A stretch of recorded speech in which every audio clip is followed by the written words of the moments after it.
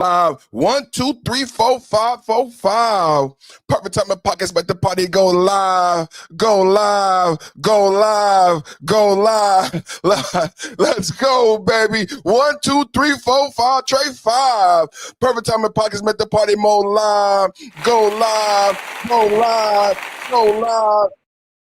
#1 podcast on YouTube. Welcome, everybody. Welcome in. Double tap, hit the like button. If you haven't subscribed, you're welcome. You're welcome. You're welcome. You're welcome. Welcome to the Perfect Timing Podcast, #1 podcast on YouTube. Thank you, YouTube. Thank you to all my subscribers. Thank you to the chat, man. Remember to guard your privacy and abide by community guidelines. Once again, everybody, remember to guard your privacy and abide by community guidelines. Thank you so much for everybody being here. Double tap, hit the like button. Make sure you subscribe. Hit the plus sign, become a member. We're running our Somalian special. Don't forget about the Somalian special, everybody. I want you to join right now. Double tap, hit the like button. We're going to be talking about the 2026 State of the Union address. What we call them yesterday? What did we call the Democrats yesterday? The Democrats are so pathetic. Hashtag pathetic in the chat, man. Hashtag pathetic. The Democrats are so pathetic. Remember that, man? Yo, we had a good time yesterday, man. Hey, did y'all know we solved the Nancy Guthrie case, man? Right, man. Let's just say, God bless to the Guthrie family. God bless Savannah.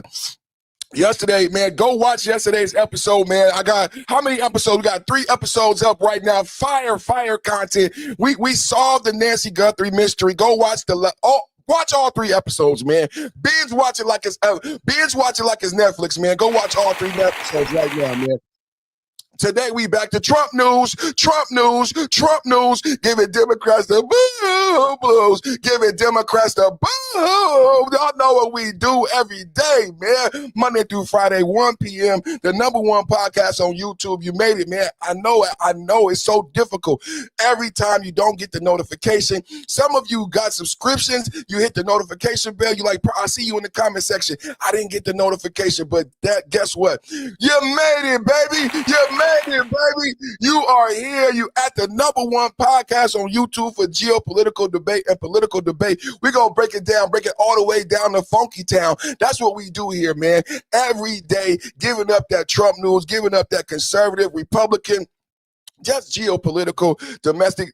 A lot of the stuff I say is not partisan. It's just true. That's something I've coined here that I like a lot that we've been using lately. A lot of the things that I say is not partisan. It's just true. Put a hashtag truth in the chat. True Blue is the theme of today. True Blue is the theme of today, man. We getting it going real fast, in and out with a dash, man. I'm not even gonna hold you, man. Trump they said it was the longest State of the Union ever, and one of the most successful State of the Union. It makes sense because what do I do here on Wednesday? All we do is win Wednesday. All I do is I tout the victories of everything that we've accomplished. And Trump went so long last night because we have accomplished so much. I played the video yesterday, how people feel. Now, after this, you had the Olympiads who won the gold medal, and then they tried to poo-poo on Trump because he invited the women. And Trump said last night, he said the women are definitely coming to the White House. Congratulations right now. Can we get a congratulations for the Americans, the men and the women? Because when we say make America great again, we mean America means women, men, black, white, purple, green, everybody. You know what I'm saying? Everybody that's an American citizen. Everybody that's an American citizen. That's what we mean by make America great again. So I love Trump for making sure that everybody understood that the women gold medalists are also being invited to the White House. They was actually invited to the State of the Union. Maybe they couldn't make it, but congratulations to all of the gold medal recipients from the Olympics. Congratulations to Trump for a great State of the Union. Very proud of Trump. Did a great job. And you know what? After everything that happened, we had Ilhan Omar, someone saying some profanities in the audience. It was absolutely disrespectful. I mean, this person, to be somebody who's supposed to be a congresswoman and supposed to have respect and decorum, I didn't see that. I didn't see that at all. Yelling out profanities, yelling out obscenities at the president. It was absolutely disgraceful. It wasn't just the fact that the Democrats wanted to leave. It was the behavior of the Democrats who were there, right? And I like the way Mike Johnson said he handled the situation by saying, We could have stopped. We could have stopped Ilhan Omar from acting a blithering idiot, right? We could have kicked her out, but it fared better for us to allow her to make a fool out of herself. And I absolutely agree. I absolutely agree, man. It was better. It was better to allow her to make a fool out of herself, you know, and just make a fool out of her and the Democrats, right? And that's exactly what she did. It was absolutely embarrassing, right? I don't think she gets reelected. Put a 1 in the chat if you think Ilhan Omar can get reelected. Put a 1 in the chat. Do you think Ilhan Omar? I don't think she gets reelected, man. I don't want her to get reelected. What do you think, you guys? I don't think she gets reelected. Not just on the fact that the $19 billion Somali fraud, not just on the $19 billion Somali fraud, but also not just on the fact that she married her brother, not just because we did have proof, and I can show you the proof that she married her brother, right? Not just on the fact that she married her brother, because we got the wedding certificate. We got the wedding certificate. Now remember, conservative media outlets, we were first with telling you guys about the fact that she married her brother, and then it turned into conservative media outlets like myself speculating, because she had been married multiple times. She had been married multiple times. So it was not a simple task for us to go through, but we did the research for our audience. We did the research for the American people. We did the research for our audience. We did the research for the American people. And lo and behold, what did we find? We found that she had been married to Sahil. And here is the documentation here. Isn't it great to have documentation? Isn't it great to have receipts? So Ilhan Omar's been married several times, up to 3 or 4 times. She's currently not married to a Muslim Somalian, which is very odd. We in the conservative media side here on the right, we find it very odd that Ilhan Omar is a Somalian, a very proud Somalian, but right now she's married to a white boy. I find that very odd. Now, keep in mind, they happen to be worth $30 million right now.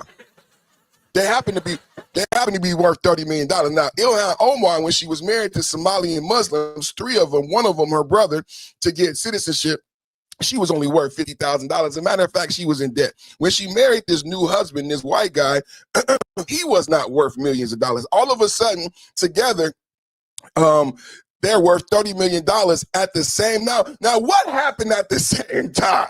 At the same damn time. What happened at the same time as Ilhan Omar became $30 million richer over the matter of months? Well, her community, which she was the one who led with legislation.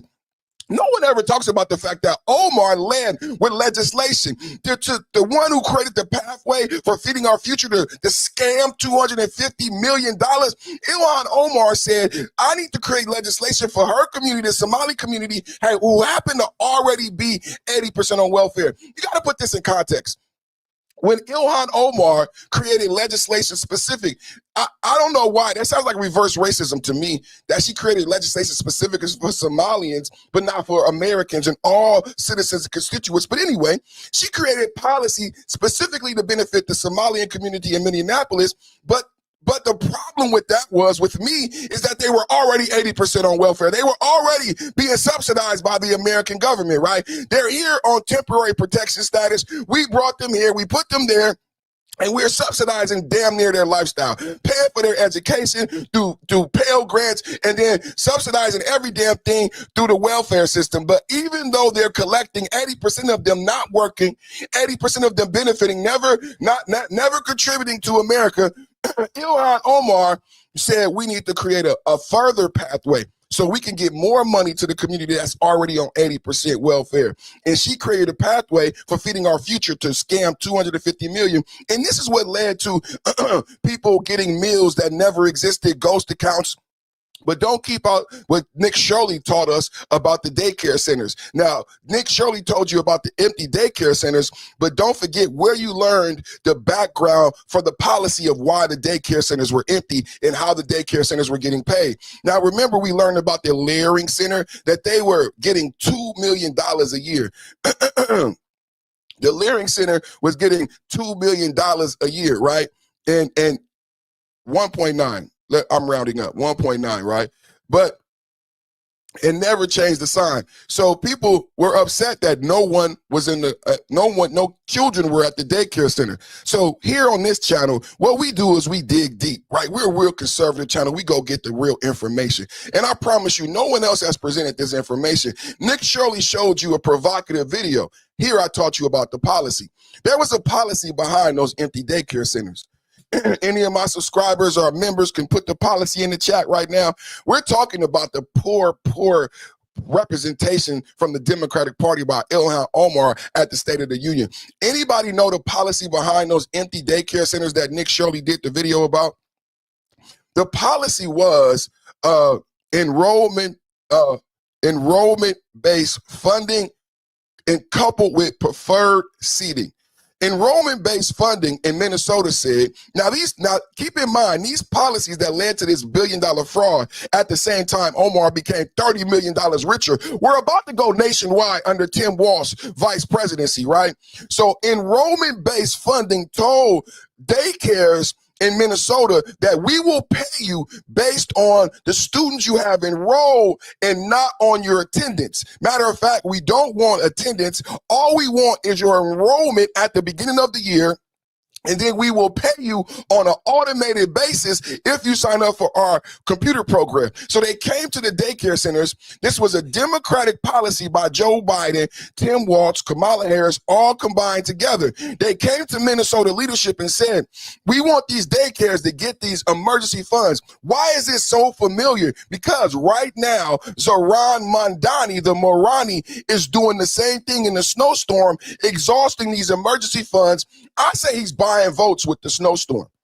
I say he's buying votes with the shovels and $30 an hour and nobody supervising. So same thing with the Democrats in Minnesota. We have this emergency money and we want to make sure it circulates back to the Democrats.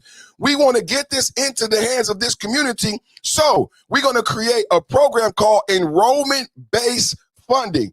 They enroll everybody, they mamas, they daddies, they cousins. It didn't matter because they were never going to take attendance. You enroll whoever you want to enroll from the Somali community. You sign up for the Democratic computerized program, and it said we were going to pay you in advance. We are going to pay you in advance automatically through this program. So this is how you get $1.9 million to the Leering Center. And this is what I said to all of my audience who hopefully I hope you understand. They received the money before the year even ended.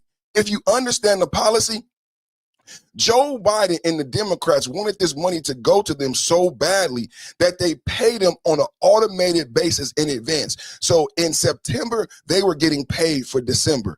Are you guys understanding what I'm saying? How do you pay somebody in advance for school? The only way you can pay them in advance is you're not paying them based on attendance. Just to keep in mind, anybody doing their research, you can go research right now. What Donald Trump did after the Nick Shirley video is close the loophole. From now on, not only Minnesota, this is now nationwide. The only way you get paid is by attendance. And guess what else Donald Trump is demanding for federal funding? Photographic identification. Because how do we know that Sahil and Mohammed actually went to school today? I need to see an ID, a photographic ID, just like voter ID.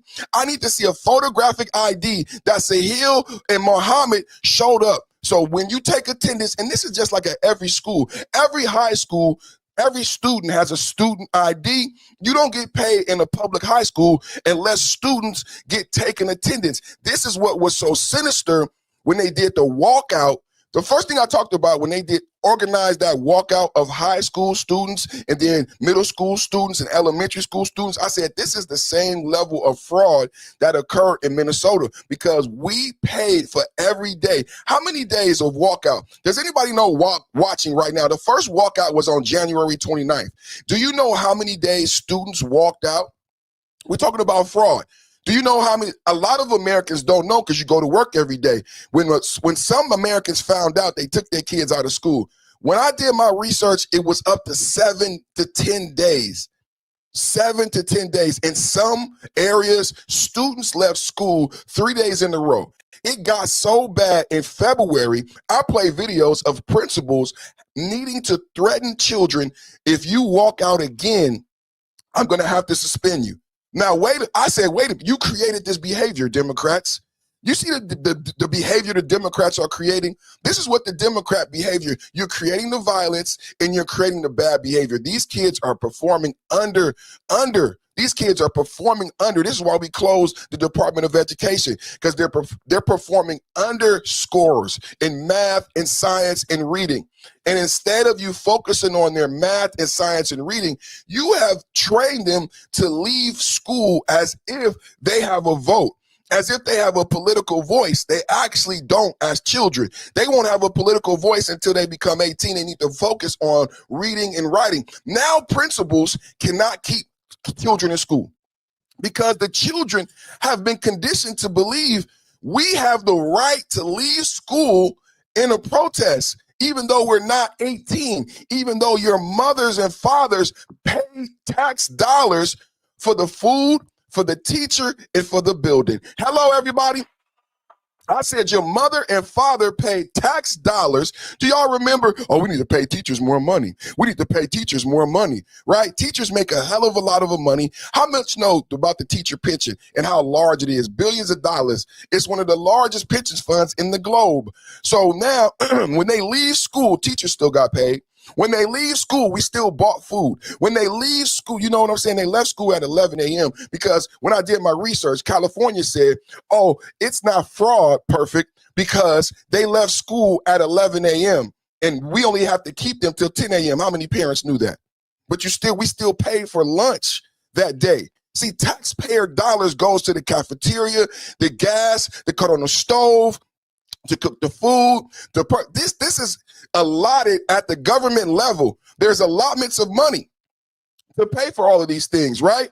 So when they leave school consistently over 10 days, do you know you can get kicked out of school? Anybody remember how many days? It's only 8 days. When I was in school, it was 8 days, 9 days, right? If you have more than 8 or 9 days absent, they'll kick you out of school because it's based on money. It's based on attendance. We have children right now who are damn near at their limit of absences based on this ice out protest. You can't make this up. You can't make this up. Ilhan Omar, one of my audience members said when she was in high school, it was 3. I'm trying to be nice.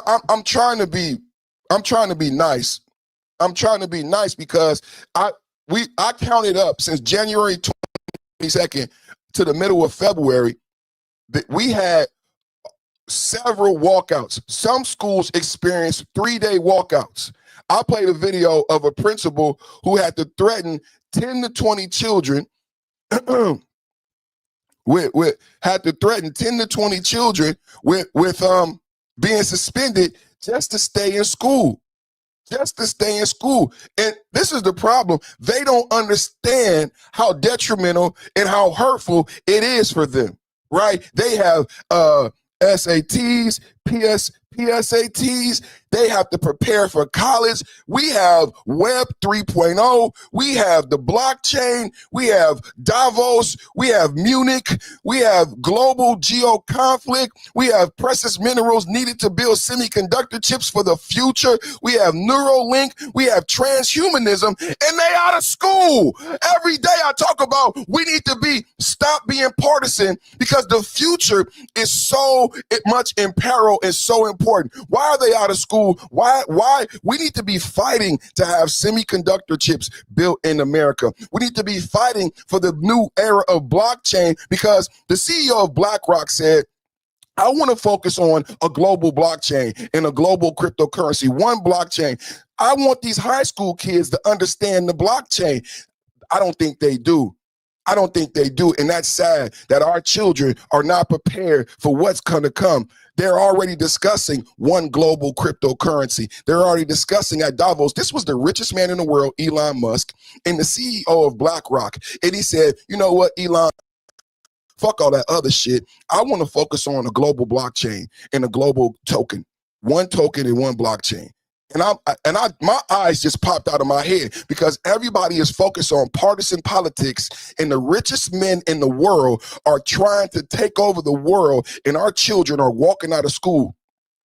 They don't understand the issues with Taiwan. They don't understand the issues with Greenland. They don't understand the issues with Venezuela. Why do I focus on Venezuela? Why am I so up to speed on the precious minerals? Because I understand why we're going after the precious minerals. I know what's needed to fuel the future and the blockchain.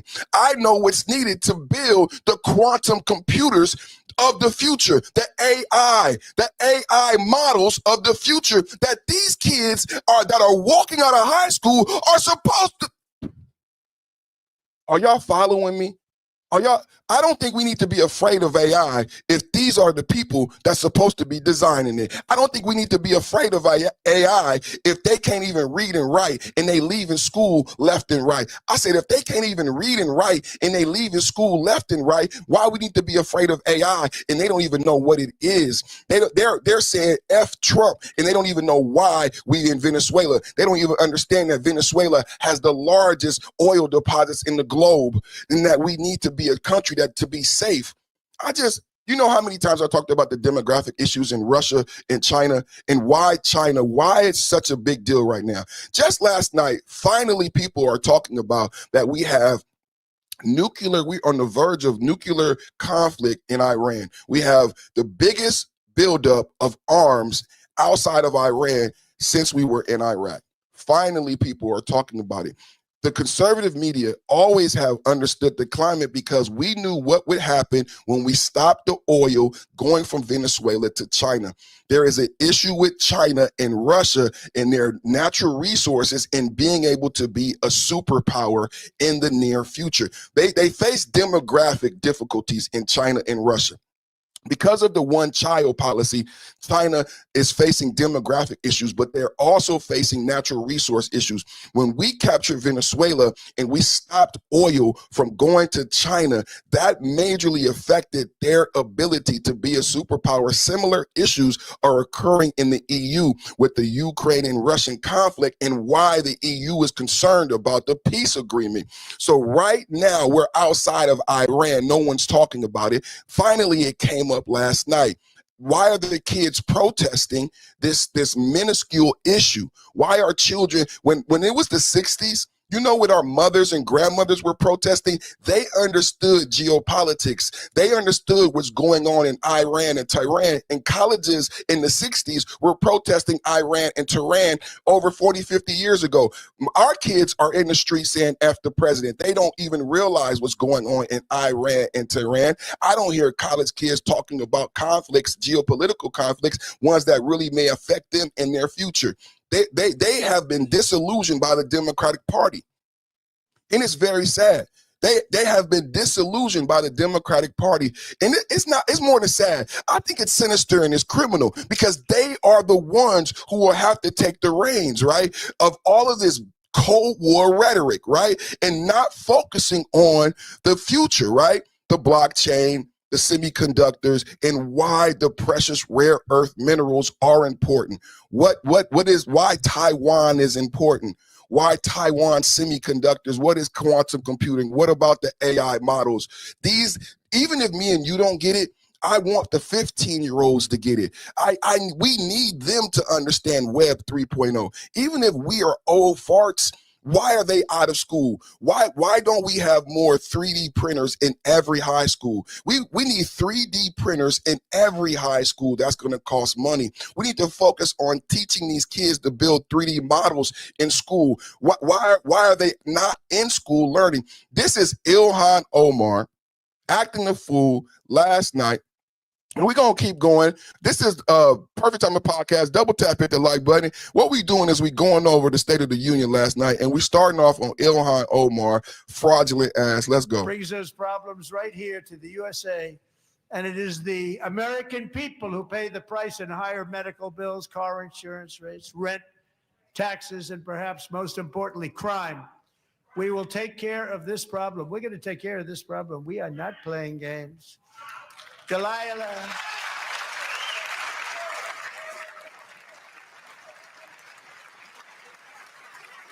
Let's go, Trump.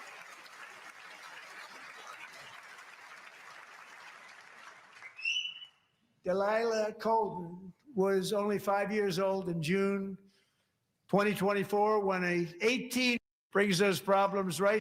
This is the way they carried. This is the way they handled themselves last night at the State of the Union. I'm just going to keep embarrassing them. We're going to keep exposed. There she is right there. Do you think she will be reelected to the Congress, to the House? I think the squad is over. Let me show you an example of why I believe the squad is over. Hi, Congresswoman Omar. You were just talking about how Trump's economy has failed the American people, but I think the American people really want to know how you went from a negative 65,000 before coming into Congress to over $30 million in just 7 years. How did you go from 65,000 negative to $30 million? Answer the question. Everybody double tap hit the like button. This is Ilhan Omar running from the issue. Where did the $30 million come from, ma'am? Where did the $30 million come from in the fake winery? Let's go, MAGA. Let's go. How Trump's economy has failed the American people, but I think the American people really want to know how you went from a negative 65,000 before coming into Congress to over $30 million in just 7 years. My disclosure is public now. Yeah, it is. And so a lot of people now are looking into that and finding S Crew Winery, a winery that doesn't actually seem to exist. Is that a real winery, or? Do you all actually look at and read things, or do you just ask silly questions? Well, it's listed in the financial disclosure. So can you explain it? Because we have a lot of questions about it and things just aren't adding up. There's no real phone number. There's no real location. Why did you want to bite some wine? Probably not for you, to be honest. Recently stated that Wow. the American people should be afraid of the white man. They should be fearful of the white man. I never said that. Yeah, but you're on video saying it. No. Our country should be more fearful of white men across our country, because they are actually causing most of the deaths within this country. What? What did she say? What did she say? I can't believe this. #1 podcast. Double tap, hit the like button. Do you think, put a one in the chat if she can win? I don't think she can win another election. She never wins another election again. Did you hear? And this should not sound weird, because this is the same thing Tim Walz, as a white man, said in the face of $19 billion fraud that he knew about, that he covered up. Our country should be more fearful of white men across our country, because they are actually causing most of the deaths within this country. I think this is racist. Isn't that racist? Isn't that a racist statement? How can that be a congresswoman if she has racist views? Specifically, she's narrowing down and making generalizations. Even me on this podcast, I'm not allowed to make such sweeping generalizations. How can she be someone who is supposed to represent American citizens? She wasn't even born here, brothers and sisters, and that's how she feels. That's how you feel. We got a Real phone number. There's no real location. Why did you want to bite some wine?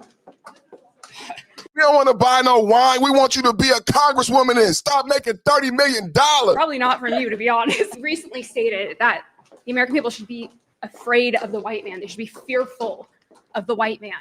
I never said that. Yeah, you're on video saying it. Our country should be more fearful of white men across our country, because they are actually causing most of the deaths within this country. I did not. Got him. Got him. Yes, you. Again, this is like what I said. You need to prepare yourself, because you can't continue embarrassing yourself like this. So I'm just a liar. What I was quoting was an actual study done by the FBI. Okay. Thank So you. just prepare next time. All right. Thank you, Congresswoman. Hi, Congresswoman. You know, in my chat, that's W chat right now, Kathy, W chat, Kathy, because you know who else? This recently came up also, Kathy. Kathy just make a great point. Kathy, you make a great point, because I heard somebody else say this about AOC married to a white man, right? Omar married to a white man. Kamala Harris married to a white man. What?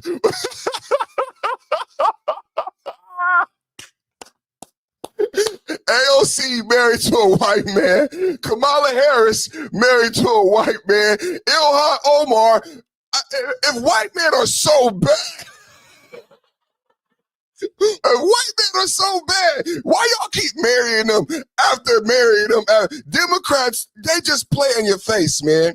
The Democrats, they just play in your face. And this is the thing that they've done. They've equated the Republican Party to racist, evil white men. And that's why you see high school students attacking people with red hats, because they have successfully said Democrats are cool and the Republicans are evil, racist white men. At the same time, all of the Democrat women that are your favorite are married to white men. Ain't that some shit? Ain't that some shit? White man so evil, but in the bedroom. White man so evil, but in the bedroom. Let's listen to Ilhan Omar make a fool out of herself. The Democrats are so pathetic. Hashtag the Democrats are so pathetic. Omar, you were just talking about how Trump's economy has failed the American people, but I think the American people really want to know how you went from a negative 65,000 before coming into Congress to over $30 million in just 7 years. My disclosure is public now. Yeah, it is. And so a lot of people now are looking into that and finding S. Crew Winery, a winery that doesn't actually seem to exist. Is that a real winery, or? Do you all actually look at and read things, or do you just ask silly questions? Well, it's listed in the financial disclosure. So can you explain it? Because we have a lot of questions about it and things just aren't adding up. There's no real phone number. There's no real location. Why did you want to buy some wine? Probably not from you, to be honest. Recently stated that the American people should be afraid of the white man. They should be fearful of the white man. I never said that. Yeah, you're on video saying it. Our country should be more fearful of white men across our country, because they are actually causing most of the deaths within this country. No, I did not. Yes, you. Again, this is like what I said. You need to prepare yourself, because you can't continue embarrassing yourself like this. So I'm just a liar. What I was quoting was an actual study done by the FBI. Okay, thank you. Just prepare next time. All right, thank you, Congresswoman. What y'all think, man? I don't think she wins again, man. We going over the State of the Union. We Hi, Congresswoman Omar. You with Omar and how she look at this behavior. Look at the behavior of the Democrats last night. Longest, most successful State of the Union. Donald Trump kicking major butt, taking names. Most successful second-term president. Remember where you heard that first. I said Donald Trump is the most successful second-term president in your lifetime. You've never had a president with a second term like this. The big, beautiful bill, $1 trillion legislation. That's second term. Solving these wars, second term. He is the most successful second term president you've ever seen. Typically, when you have a president in the second term, it's known as a lame duck. Joe Biden never even got a second term. Kamala Harris never even won. Barack Obama in his second term was stifled by Mitch McConnell and Senate Republicans. He couldn't even get anybody on the Supreme Court. Barack Obama was a lame duck. Bill Clinton was plagued with Monica Lewinsky and getting impeached. He was a lame duck. Bush had TARP and Occupy. He was a lame duck. You haven't seen a second term like this in your lifetime. Did you hear what I just ran down? No, I am a real political pundit. I am a real conservative media outlet. I know my politics, baby.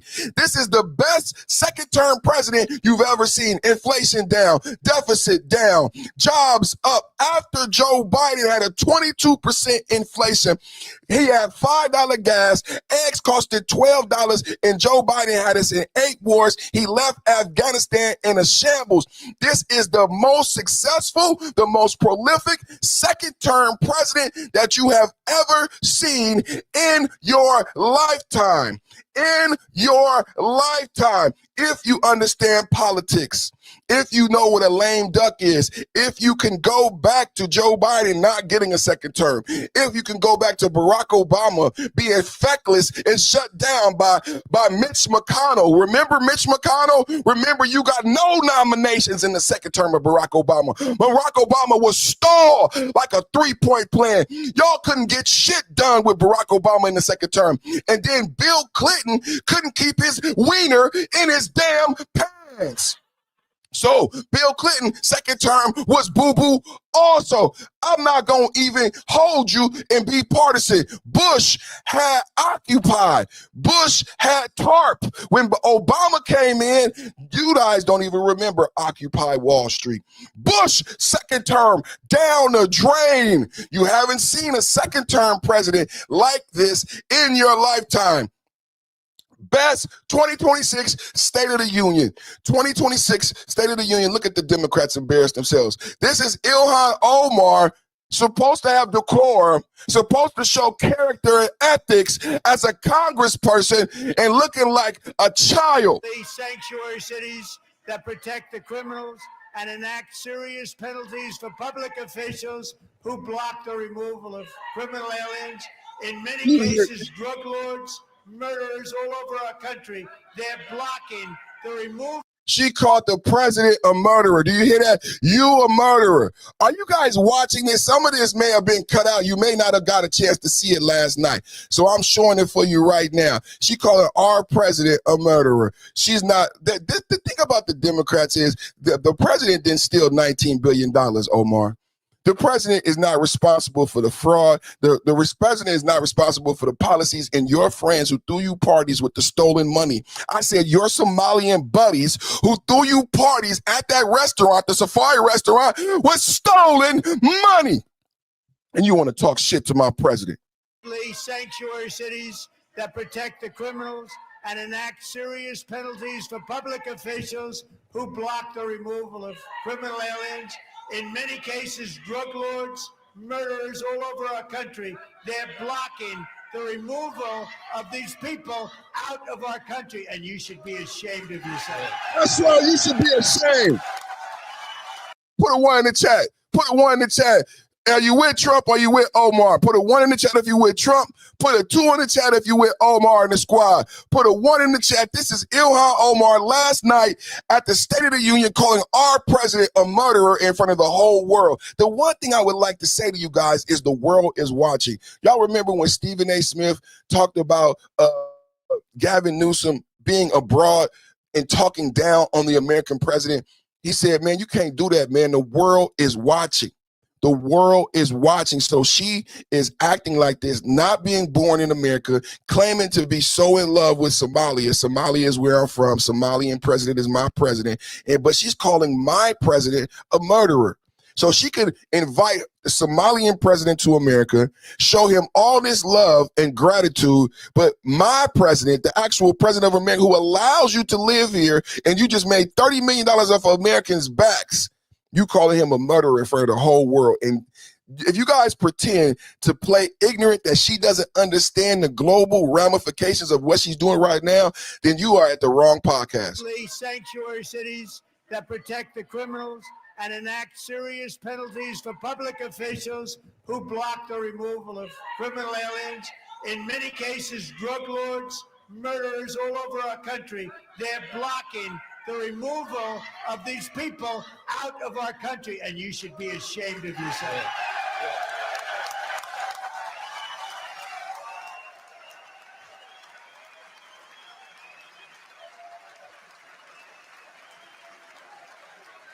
No accountability for the 19 billion. No respect, no decorum, just this childish behavior, hysterical, childish behavior, unbecoming of a representative of the American people. Do you believe so? I do. Put a 1 in the chat if you think so.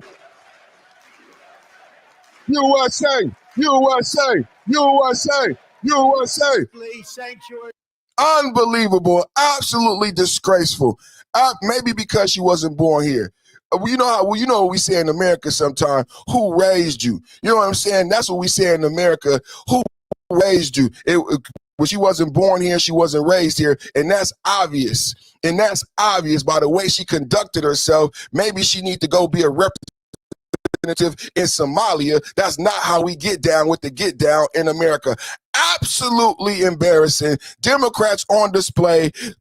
State of the Union 2026, Donald Trump. Hit the like button. I love you. I love you. Hit the like button. You made it to the #1 podcast on YouTube. I'm going to tell you right now, you made it here. You made it. You're welcome. You made it. What did you think about that moment when the president was asking Democrats to stand up for American citizens during that part of the speech when he was talking about immigration and immigration enforcement efforts? I think you can agree with the what, like standing up for American citizens, but I disagree with the how.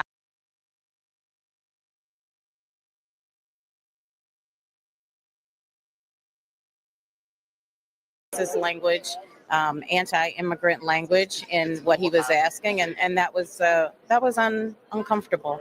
What did you think about that moment when the president was asking Democrats to stand up for American citizens during that part of the speech when he was talking about immigration?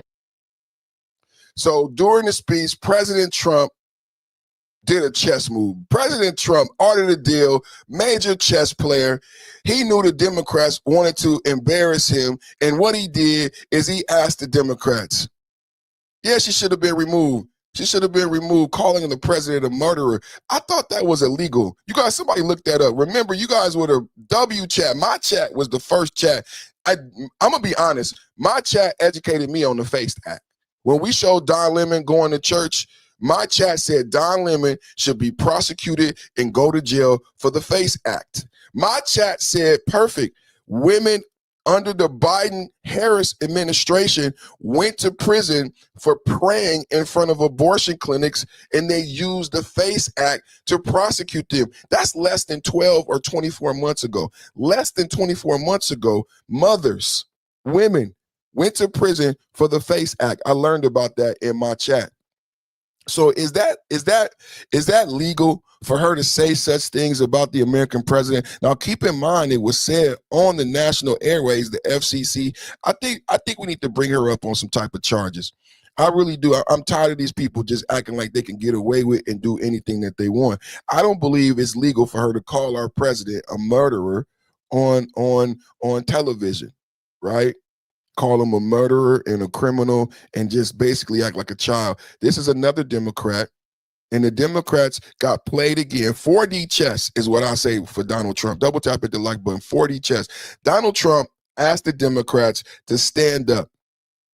Ask the Democrats to stand up if you represent the American citizens over non-citizens, and they refuse to stand up. Here's a response to this. What did you think about that moment when the president was asking Democrats to stand up for American citizens during that part of the speech when he was talking about immigration and immigration enforcement efforts? I think you can agree with the what, like standing up for American citizens, but I disagree with the how.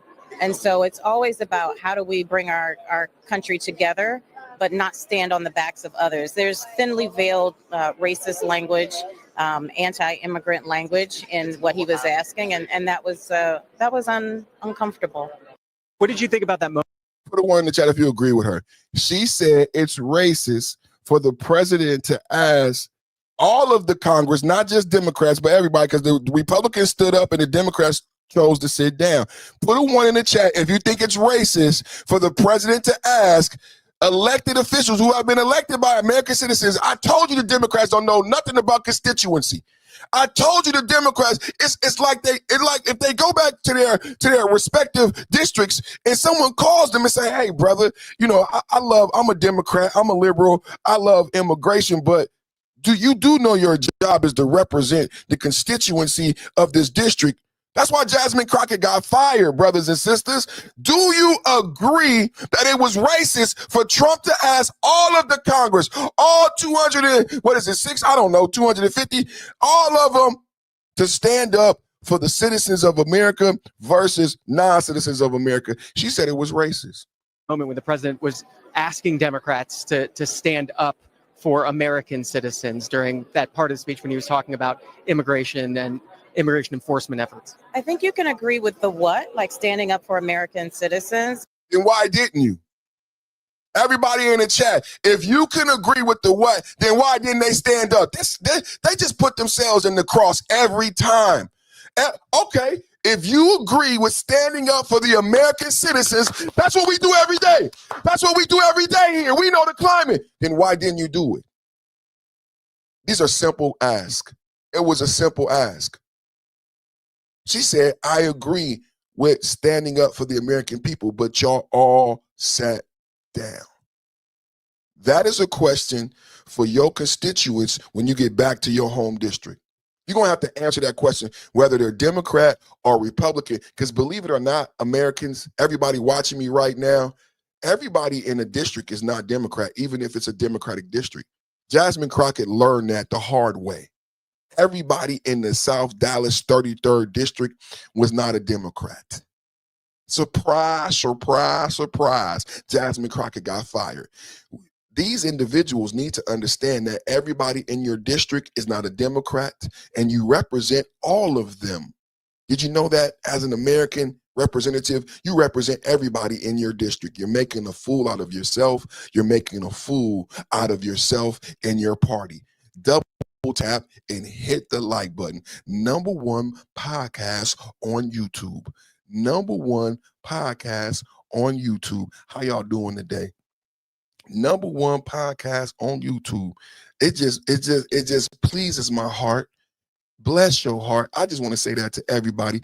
Bless your heart. It just pleases my heart so much. It pleases my heart so much. It was a simple ask. It was a simple ask. We're not done. We're gonna play her whole statement, but I want to go to this real quick. Since we own the topic, I want to go because I love my buddy. This is my buddy Scotty Jennings. Y'all know we love Scotty. It's a couple of people that's our favorite, right? Scotty is one of them. I think the part of the speech that's probably going to live on for most Republicans is when he asked the Congress, stand up if you think your duty is first to American citizens before illegal aliens. Republicans stood up. It gave him his most sustained applause for the night. I suspect, man, you're going to see this in a lot of campaign ads that Democrats wouldn't stand up. What did you all think of the showmanship of that, or of sort of the spectacle of trying to get Democrats to stand up for that? Well, I think the point, I think that you know, and it may have gotten a little muddled, but you know, in the showmanship, but I think his point is valid. Everybody in that room represents the citizens in this country. Amen. And are you doing your job? He should, you know, the governor asked, is Trump doing his job? Trump asked, are all of you doing your job? But don't I think the part of the speech that's probably going to live on for most Republicans. It's a couple of things to extrapolate from this video. This is why I want to show it. Scott is very on point.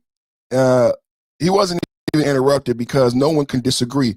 This is the moment of the night, you guys. You have a couple moments. Ilhan Omar becoming hysterical, acting like a child, calling the president a murderer and a criminal. And then you have this moment, right? You have the moment when the president plays 4D chess and asks everyone to stand for the American people, but the Democrats don't stand. It got the longest amount of applause that night. So whether or not the Democrats want to deal with it, it's like Kamala Harris all over again. This is something they're going to be forced to deal with because of the reaction of the people. The Democrats think they dictate the constituents instead of listening to their. This is why they lost. The Democrats and the liberals on the left think they can tell you how to raise your children, what swimsuits to buy, what beer to drink, and where to eat your breakfast, right? And when they found out that the American people want to pick their own breakfast, the American people want to pick their own beer, the American people are not going to buy swimsuits from you go woke, you go broke political companies and corporations. They lost hundreds of millions of dollars, but yet and still the Democrats still try to push their ideology down the throat of the constituents instead of listening to the American people. This is the problem. This is why Trump won a bully mandate. So I believe I agree with Scott when he says this is going to be the most long-lasting part of the night. And it was because of the reaction. It was because it got the longest amount of applause. And it was because of the Democrats' lack of action. Not because of what they did, because of what they didn't do. How many times have your mother said that to you? How many times, this is a good parent. How many times have you got in trouble to raise good character and the children with good ethics? It's not about, my mother would get the most mad at me, not about what you did, but about what you did not do. Speak to it in the chat. The part of the speech that's probably going to live on for most Republicans is when he asked the Congress, stand up if you think your duty is first to American citizens before illegal aliens. Republicans stood up. It gave him his most sustained applause for the night. I suspect, man, you're going to see this in a lot of campaign ads that Democrats wouldn't stand up. What did you all think of the showmanship of that, or of sort of the spectacle of trying to get Democrats to stand up for that? Well, I think the point, I think that you know, and it may have gotten a little muddled, but you know, in the showmanship, but I think his point is valid. Everybody in that room represents the citizens in this country. You should. And are you doing your job? He should, you know, the governor asked, is Trump doing his job? Trump asked, are all of you doing your job? But don't, I think the part of the speech that's probably going to live on for most. See how he interpreted the question? See, the Democrats, this is the thing about the Democrats, the same thing with the Budweiser issue, the Cracker Barrel issue. The Democrats want you to see things the way they want you to see things, through these racial partisan lenses. He didn't interpret it that way. Do you guys understand what just happened? I say every day, the Democrats want you to look at every issue through racial lenses. Everything is racial to the Democrats. They want you to look at everything through a partisan lens. Everything is either red or blue to Democrats. And if it's red, then fuck it. No matter if it's a black person, no matter if it's a child, fuck them because it's red, right? American people don't see it that way. He saw it. This is a man straight down the middle. Now he said, Trump asked, are you doing your job for the American people? He did not see that as a partisan question. And what the American people saw is the Democrats once again turn something nonpartisan into partisan politics for their own benefit. Let's listen to this bullshit. Let's listen to this bullshit. You can't make this shit up. But I disagree with that. What did you think about that moment when the president was asking Democrats to stand up for American citizens during that part of the speech when he was talking about immigration and immigration enforcement efforts? I think you can agree with the what, like standing up for American citizens, but I disagree with the how. And so it's always about how do we bring our country together, but not stand on the backs of others. There's thinly veiled racist language, anti-immigrant language in what he was asking, and that was uncomfortable. What did you think? So standing up for the American people is racist and uncomfortable. Like, I am not making them say this. None of us are making them do this to themselves. They are doing this to themselves. Standing up for the American people is racist and uncomfortable. You can't make this up. I did not make the Democrats take this opinion. Standing up for the American people is racist and uncomfortable. This is their words. This is not me trying to turn around what the Democrats did. Think about that, you guys. Think about that. This is not me trying to do this YouTube thing to what the Democrats did by not standing up. I don't have to do that. I don't have to say, yeah, the Democrats were racist for. I don't have to do that. I don't have to do that. She did it. She did it. I don't have to put any words in them. I don't have to do no YouTube dance. Right? I don't have to do a YouTuber dance. Just listen. Think about that moment when the president was asking Democrats to stand up for American citizens during that part of the speech when he was talking about immigration and immigration enforcement efforts. I think you can agree with the what, like standing up for American citizens, but I disagree with the how. And so it's always about how do we bring our country together, but not stand on the backs of others. There's thinly veiled racist language, anti-immigrant language in what he was asking, and that was uncomfortable. What Wow. did you think about that moment when the president? How y'all feel about that? Uncomfortable. You know what was uncomfortable? You know what was uncomfortable? I know what was uncomfortable. This moment here was uncomfortable. And the president handled it like a G. She said racist and uncomfortable. How would you guys describe this in the chat? Describe this moment. That was the Democrats describing when the president asked you to stand up for America. She described it as racist and uncomfortable. I want you in the chat to tell me, describe this for me in the chat. Sanctuary cities that protect the criminals and enact serious penalties for public officials who block the removal of criminal aliens. In many cases, drug lords, murderers all over our country, they're blocking the removal of these people out of our country, and you should be ashamed of yourself.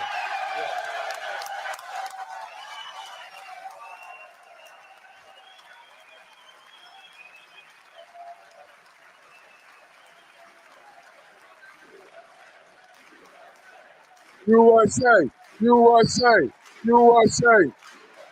Sanctuary cities. So based on it, let's go with their definition. Based on their definition, how would you define the behavior of Omar, right? How would you define? She said the president saying stand up for the American citizens was racist and uncomfortable. I'm gonna tell you right now, watching this made me uncomfortable. Watching her call my president a murderer made me uncomfortable. Watching someone who was not born in America, who's been gifted the right to be an American, calling my president a criminal and a murderer, I found it very uncomfortable. That protect the criminals and enact serious penalties for public officials who block the removal of criminal aliens. In many cases, drug lords, murderers all over our country, they're blocking the removal of these people out of our country, and you should be ashamed of yourself. You should be ashamed of yourself.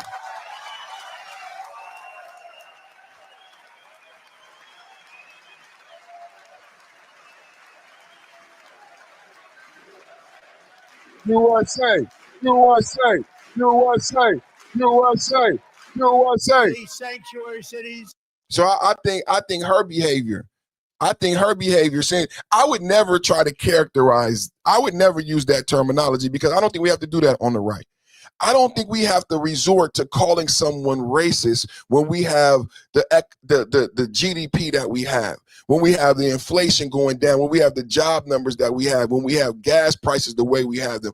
I don't think we have to resort to this form of politics. So I don't have to call Ilhan a racist. You guys understand what I'm saying? We don't have to call her. We can say she's childish, she's acting hysterical, unbecoming of office, unbecoming of office, unbecoming of office. Yeah, we can say that. But I don't gotta call her racist. Because I got policy to stand on.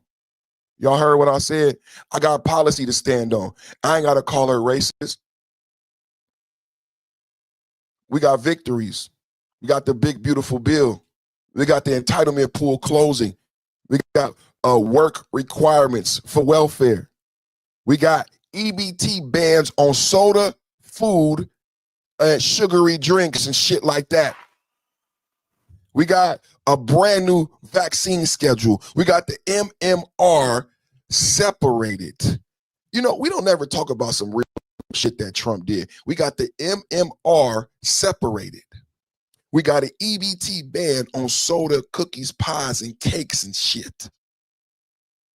We have a brand new vaccine schedule. Do you know, as a parent, do you know, I thought that never could happen. Not let alone that it never would happen, but that you can even fucking have the conversation.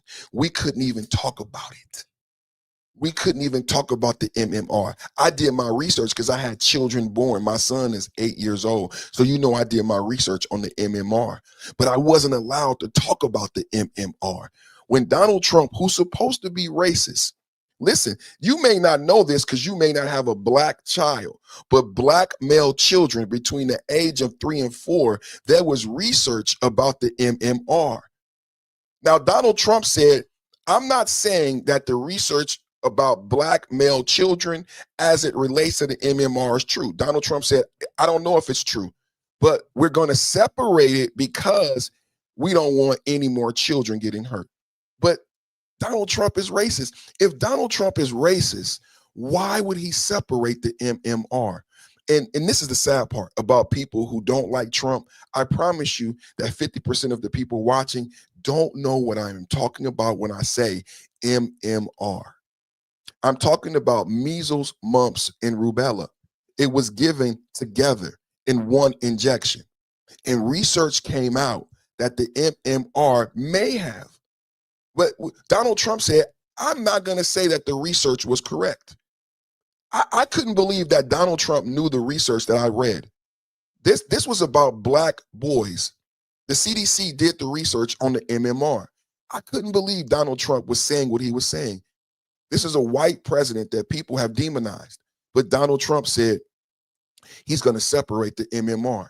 Now, children will still get the measles vaccination. They just won't get it in conjunction with the measles, mumps, and rubella.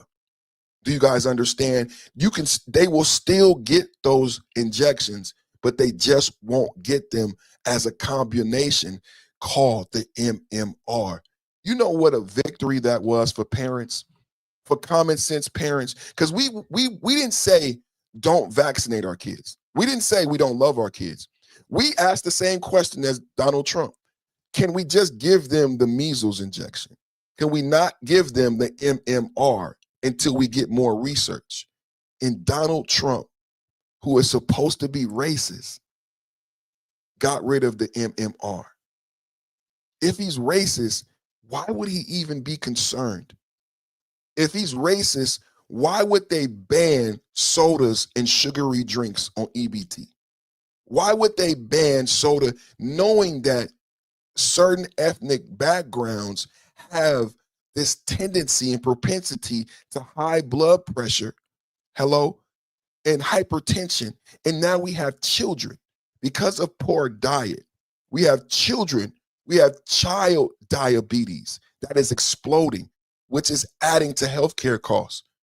So again, if Donald Trump is racist, why is he banning soda? Why is he banning sugary drinks from EBT? Now listen, you just like the MMR, you can still buy soda.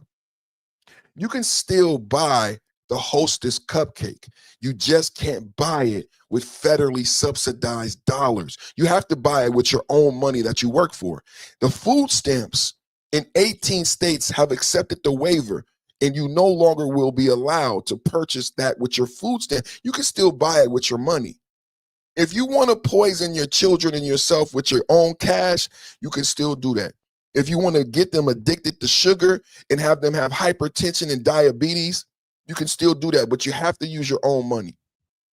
You have to use your own money. This again from the president who's supposed to be racist. I just don't see how is he racist. Please tell me and educate yourself on the MMR. I'm not saying anything negative about vaccines. I'm not saying don't get a vaccine. I'm saying the president said you still will get the measles, mumps, and rubella vaccination. We just don't want to do the combination MMR anymore. We're going to do more research on that. That's what the president knew when he said and made this announcement.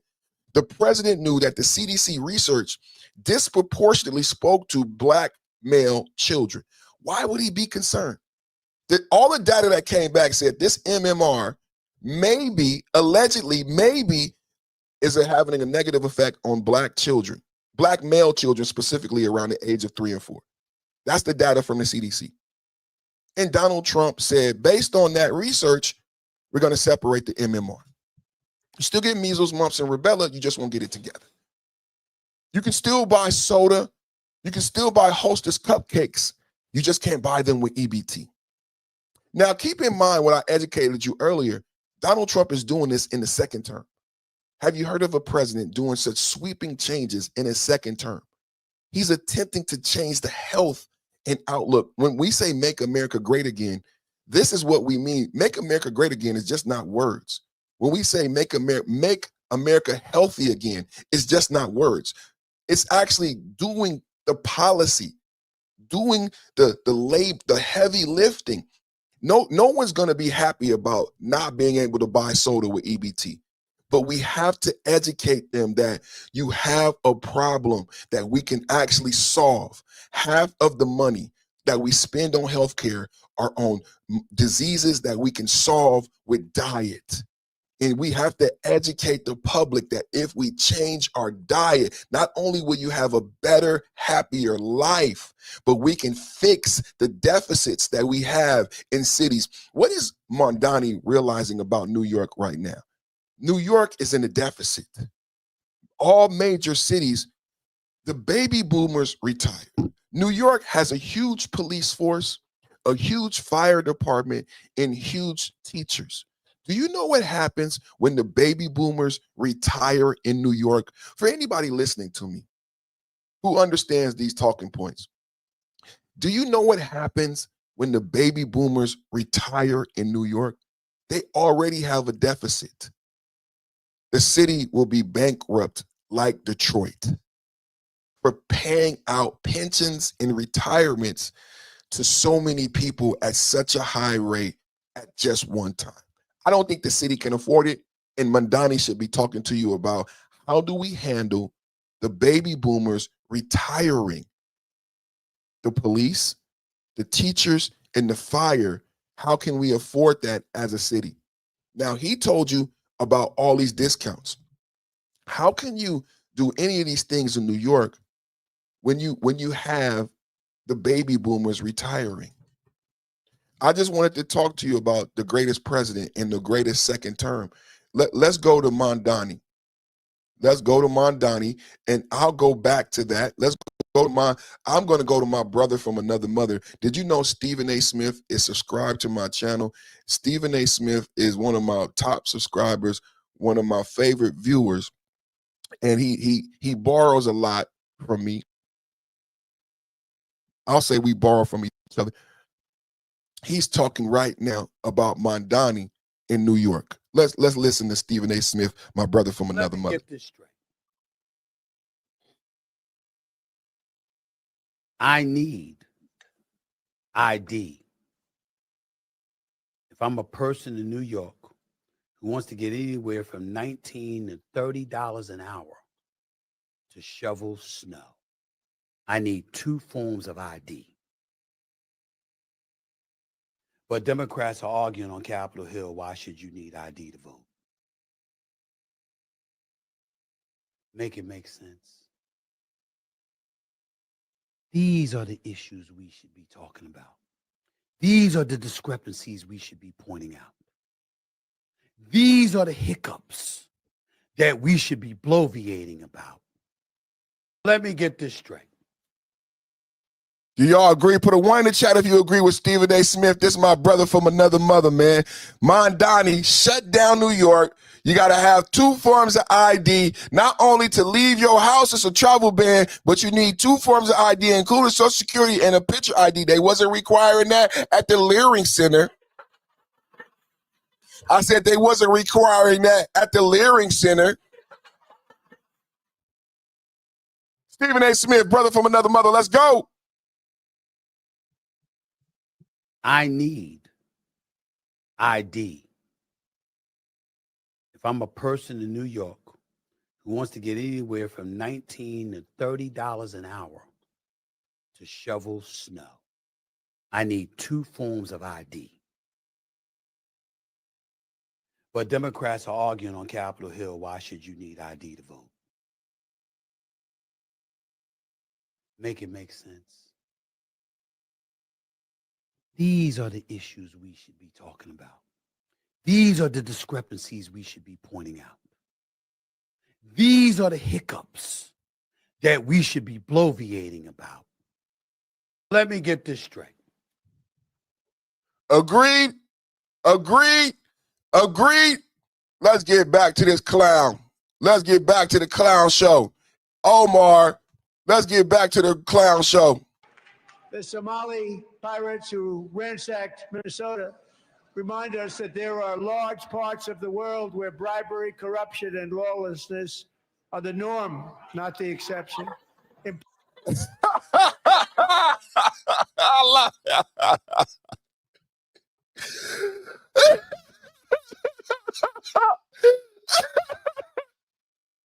the Somali pirates. Is he the best, y'all? Hashtag Somali pirates in the chat. I wouldn't be able to say it if he didn't say it. Is he the greatest president? The Somali pirates who ransacked Minnesota remind us that there are large parts of the world where bribery, corruption, and lawlessness are the norm, not the exception. Importing these cultures, the Somali pirates who ransacked Minnesota. How you like that, Omar? How you like me now? How you like me now?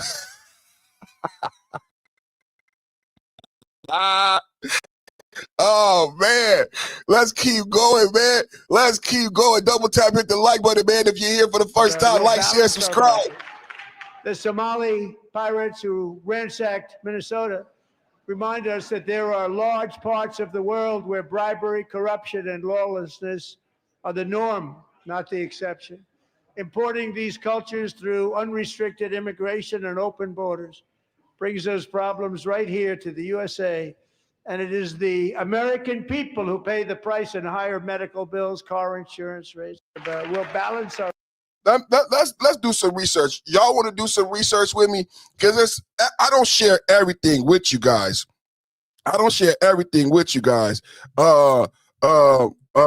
Did y'all know that Japan, number one, Japan has the first female prime minister, and she's a huge fan of Trump. And so when she got to be the prime minister, Trump came over, celebrated with her, and I heard that Japan has shut down all immigration to their city and to their continent from a certain population that's similar to Ilhan Omar. I just it says Japan does not have an official policy blocking Islam or Muslims, while some local communities have opposed the construction of mosques or burial sites due to cultural misunderstanding or zoning. The country has a growing Muslim population. This is not true. Sometimes when you do the research, it depends on who you use. They come back with some BS. But when I reported on the Japanese prime minister, she has stopped migration into Japan, and recently I heard they was going even further with their blocking. Right? I heard they was going even further with their blocking and initiating Trump policies, but the liberal social media don't want to show it, so it's cool. We'll balance our budget. The Somali pirates who ransacked Minnesota remind us that there are large parts of the world where bribery, corruption, and lawlessness are the norm, not the exception. Importing these cultures through unrestricted immigration and open borders brings those problems right here to the USA. And it is the American people who pay the price in higher medical bills, car insurance rates. We'll balance our budget. The Somali pirates who ransacked Minnesota remind us that. Let me see what I got here.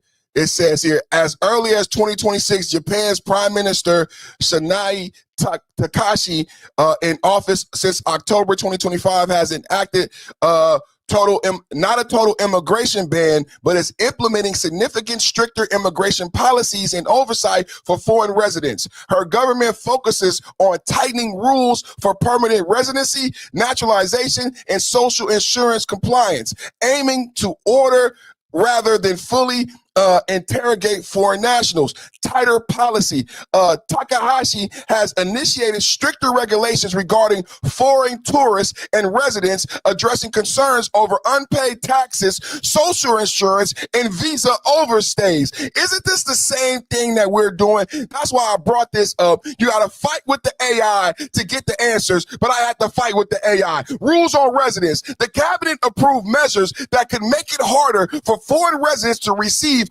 public assistance and in some cases lead to the revocation of permanent resident statuses for non-compliance. Isn't that what Trump is doing?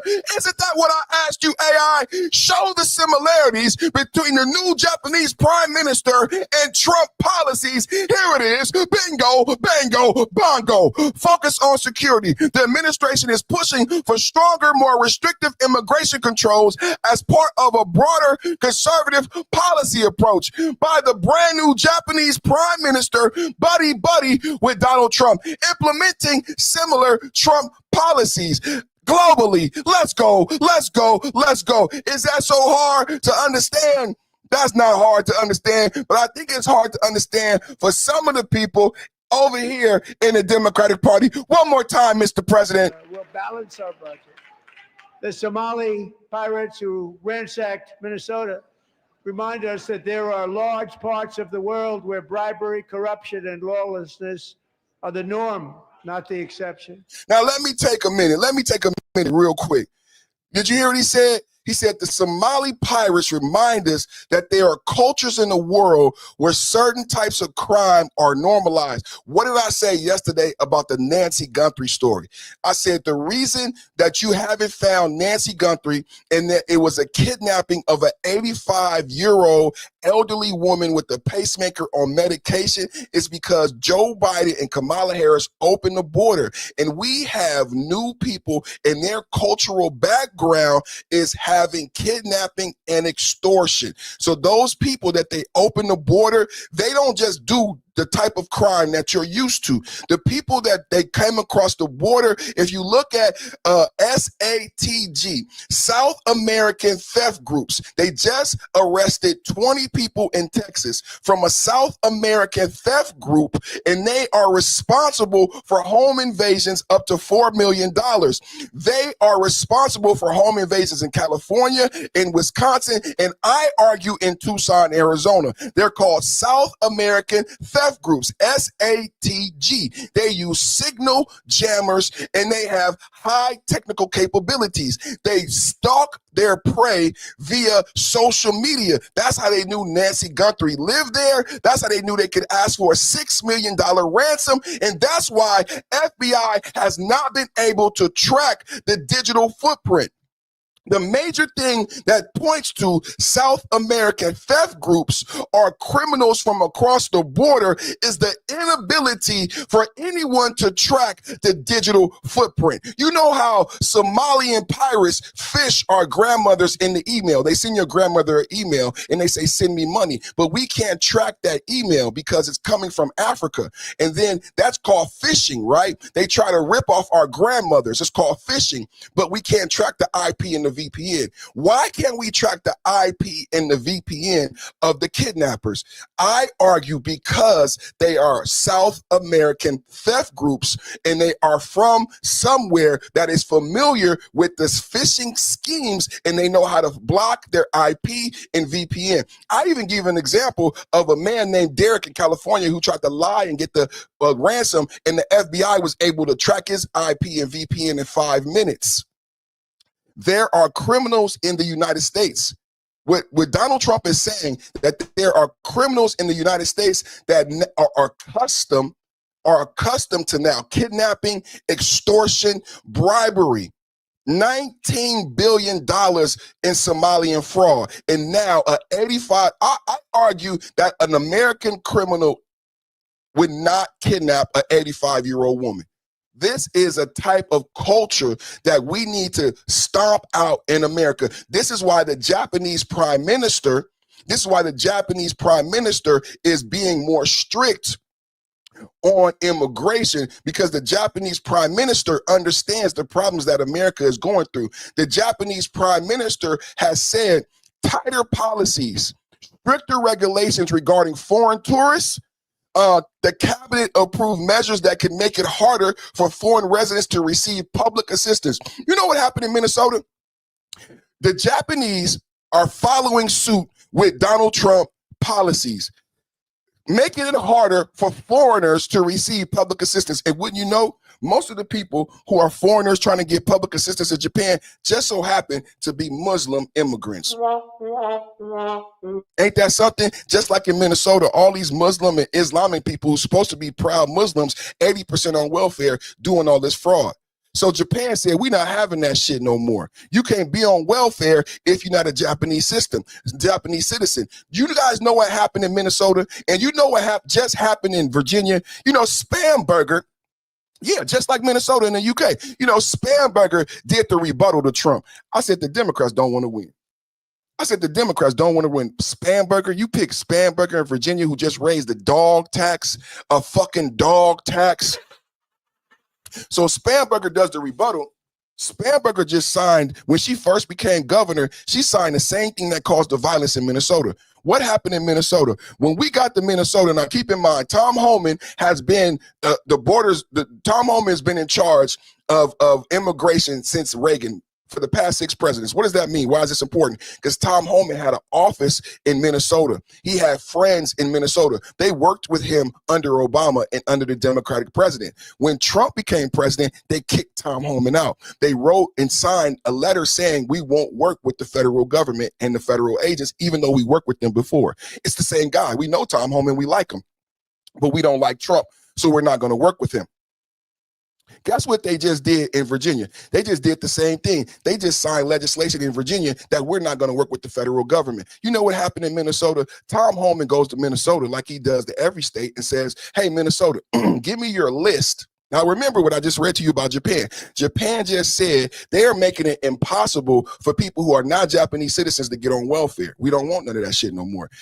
Tom Homan goes to Minnesota and says, give me the list of everybody on welfare.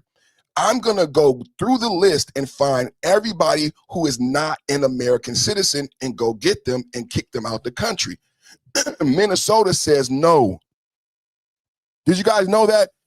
How do we get 600,000 deported in 2025 without no violence? 2 million people actually got deported in 2025. Altogether, 2 million people, over 1 million people self-deported. Who knows about the CBP app and Donald Trump paying $3,000 a head and giving plane rides to get your ass up out of here? Donald Trump paying $3,000 a head and giving plane rides to get your ass up out of here. Over 1 million people self-deported. 600,000 was deported by ICE and Tom Homan without incident. We didn't have any violence until January 2026 in Minnesota. No one ever asked why. I'm telling you why right now. Because Tom Homan went to Minnesota. They said, we not fucking with you no more. He said, I need access to your jails. I need access to your medical insurance. What did Japan just say? Y'all want to go back to Japan? Let's go back to Japan. What did Japan just say?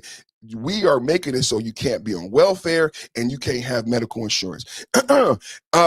It says the cabinet approved measures that could make it harder for foreign residents to receive public assistance and in some cases lead to revocation of permanent resident status for non-compliance. That means if you're on welfare and you commit Somalian fraud, you're getting kicked out of Japan because they've seen the example of these Muslim immigrants in other countries. Now, remember, I showed a story, my chat, say W chat, that they had this same problem of Somalian Muslim immigrants. Where was it, you guys? Was it Norway?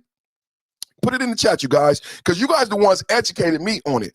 The same fraud. Now, it is eerily similar in identical fraud. It is eerily similar in identical fraud to Minnesota, Minneapolis. Somalians in the UK, I think it's Norway or Sweden, did the same shit. Frauded with daycares and fake meals and fake autism and stole billions in the UK. The same community did the same fraud. And people are still wondering whether or not they're guilty. No, they are fucking guilty, and they do it everywhere that they are allowed to migrate. Everywhere they are allowed to migrate. So it's not just stopping the welfare.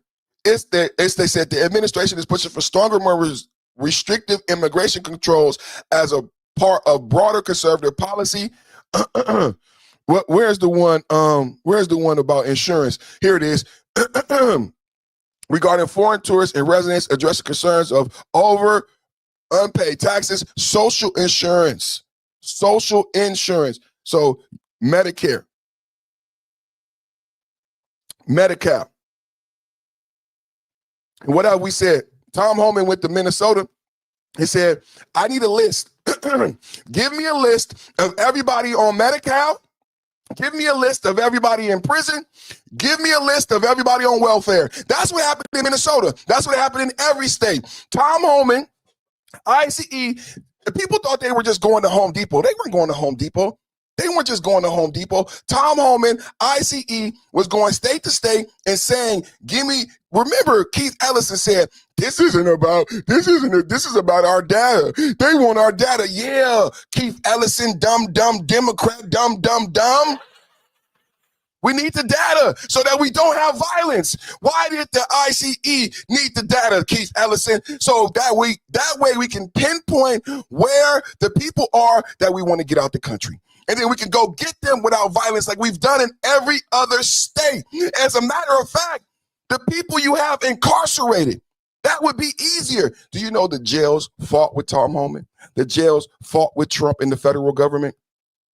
The federal government and Tom Homan said, I need everybody that you have incarcerated who's not a citizen. I'm going to put them on the plane and send their ass the fuck home. Minnesota said no. If you don't understand these arguments that have been taking place, Minnesota said no. Minnesota said, I want a judge. You got to get a judge. Now listen to this.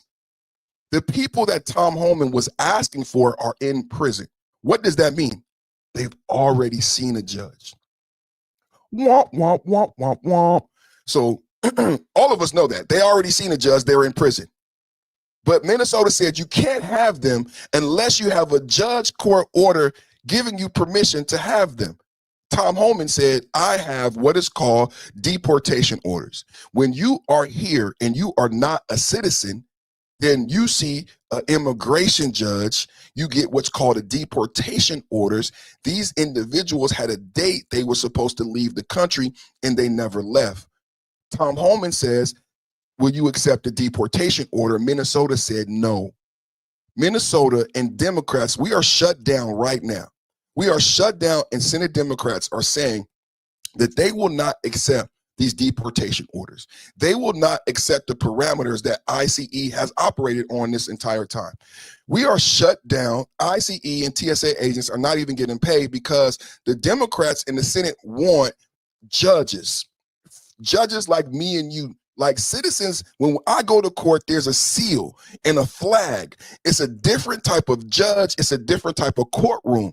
An immigrant who is not a citizen does not go to the same courtroom and is not privy to the same rights as me and you as citizens. They go to a different courtroom with a different set of rules and rubric, correct? That immigration judge hands out deportation orders. Minnesota said, we're not going to honor the deportation orders. Why is this important? Because right now, Senate Democrats are not paying ICE agents for the same reason. Virginia governor just signed legislation saying that she will demand a judge's order also, and she is refusing to work with the federal government and not respecting the law of supremacy that says the federal government has supremacy over local municipalities. The same thing. So you guys should be prepared for similar violence in Virginia based on the new governor. Based on the new governor who signed the same legislation as they did in Minnesota, that resulted in violence. When you saw pushback in Minnesota, it was because it was empowered by Tim Walz and Jacob Fry signing legislation saying that we will not work with the federal government. We will not provide the data and give you the roles and the rosters of our Medi-Cal, our Medicaid, of all of the illegal immigrants who are on Medicaid, because if we did that, you can easily go to their house. There would be no violence. You would knock on the door. Hi, I have a list of names. I got your name from the Tim Walz governor. It says you're on Medicaid. That means the government of the United States is paying for your health care. But the problem is you're not a citizen. Come with me. Come with me. That's what ICE has been doing. That's what ICE wanted to do. Knock on the door. Hi, we're from the federal government. We understand that you are receiving welfare and food stamps. The problem is you're not an American citizen. Come with me.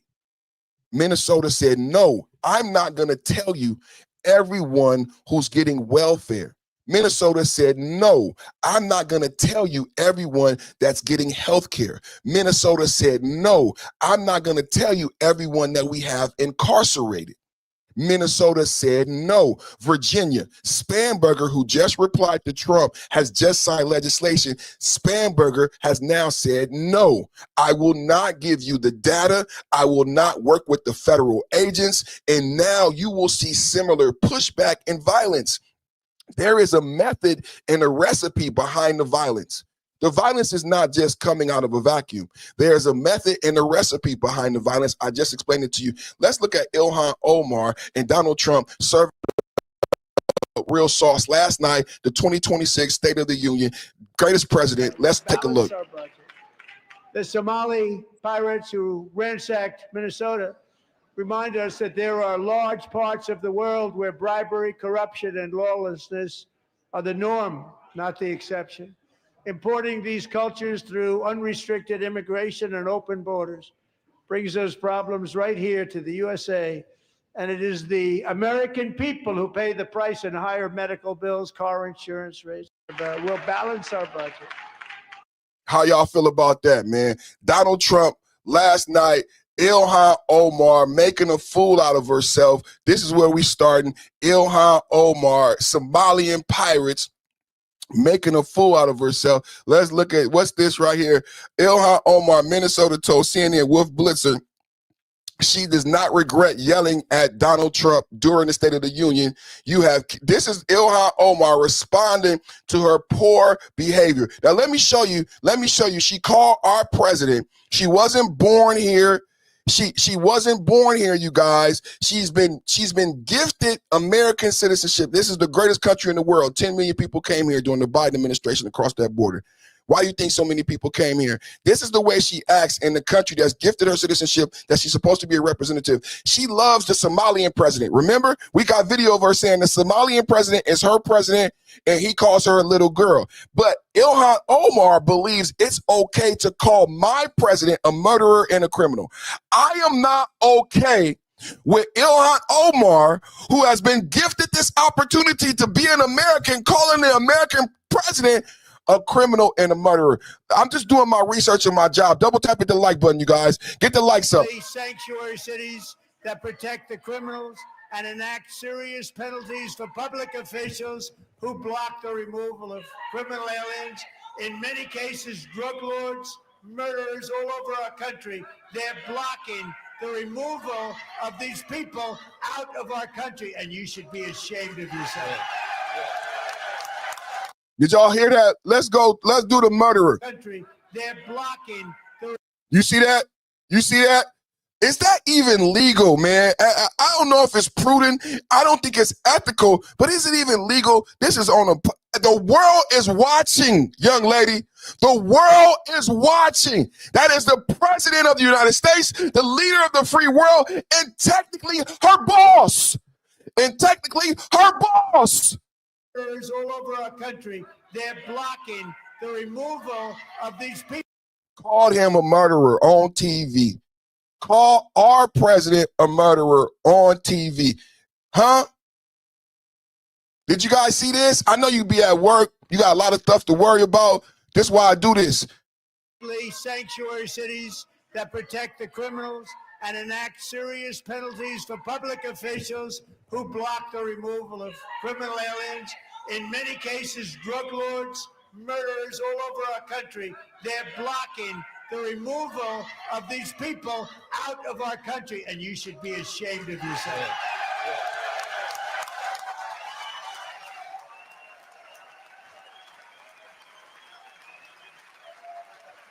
Hysterical, childish, unbecoming of office. That's what we've been saying earlier. That's what we're going with. Unbecoming of office. I mean, we can say a lot of different things, right? We can say a lot of different things, but what we running with is hysterical, unbecoming of office. Y'all heard what I said? Childish, abhorrent, right? Put some more in the chat. Now now she's gonna respond. And of course, Wolf Blitzer gonna give her the stage to hang herself. Wolf Blitzer gonna give her the rope. Let's watch it, Wolf. Let's go, Wolf. Wolf Blitzer gonna give her the rope to hang herself. No accountability. No, let's go, Trump.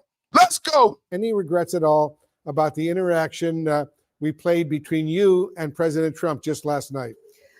I do not. And I think many people look at that moment when the president says it is our responsibility to protect Americans. And he does not acknowledge the fact that two Americans, two of my constituents, two of our neighbors were killed. And it was important for me to just remind the American people that the president and his administration was responsible for killing two American citizens. What? What does he say? What? So no apology, no accountability for your lack of decorum, childish, hysterical behavior. You literally couldn't stay in your seat. You literally could not stay seated. When the Trump asked you to stand for the American citizen, then you could stay in your seat. But during this moment in time, you couldn't even stay seated. You're jumping up and down, yelling, calling our president a criminal. The man we love, calling our president a murderer. No accountability, no apology. And you justify it by saying, Chad, do you know the ICE agent that was hit by Renee Good went to the hospital for internal bleeding?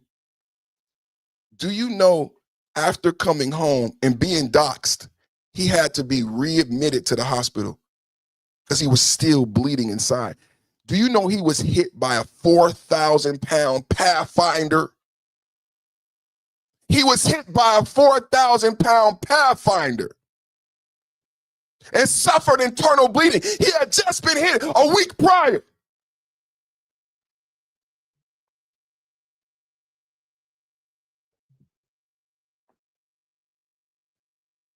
But she get on TV. Wolf Blitzer just gave her the rope to hang herself. Wolf, Wolf, you are magical. Wolf, you are magical.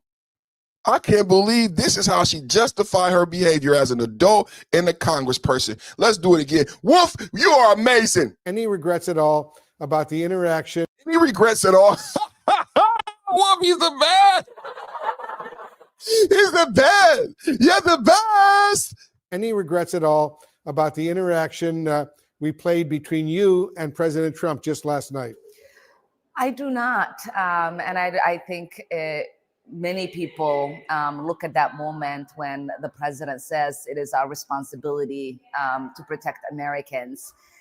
And he does not acknowledge the fact that two Americans, two of my constituents, two of our neighbors were killed. And it was important for me to just remind the American people that the president and his administration was responsible for killing two American citizens. No context. You know, a lot of people watching me right now are wondering, man, he got a lot of people watching him. He got a lot of people subscribed to him. You know, when I made my bones debunking what she just said. The responsibility truly, and this is why I say I love Pam Bondi. And that's why one of my litmus tests, if you're truly a supporter of Trump, is if you support Pam Bondi. See, they go after Pam Bondi and they go after Kash Patel to try to split the base.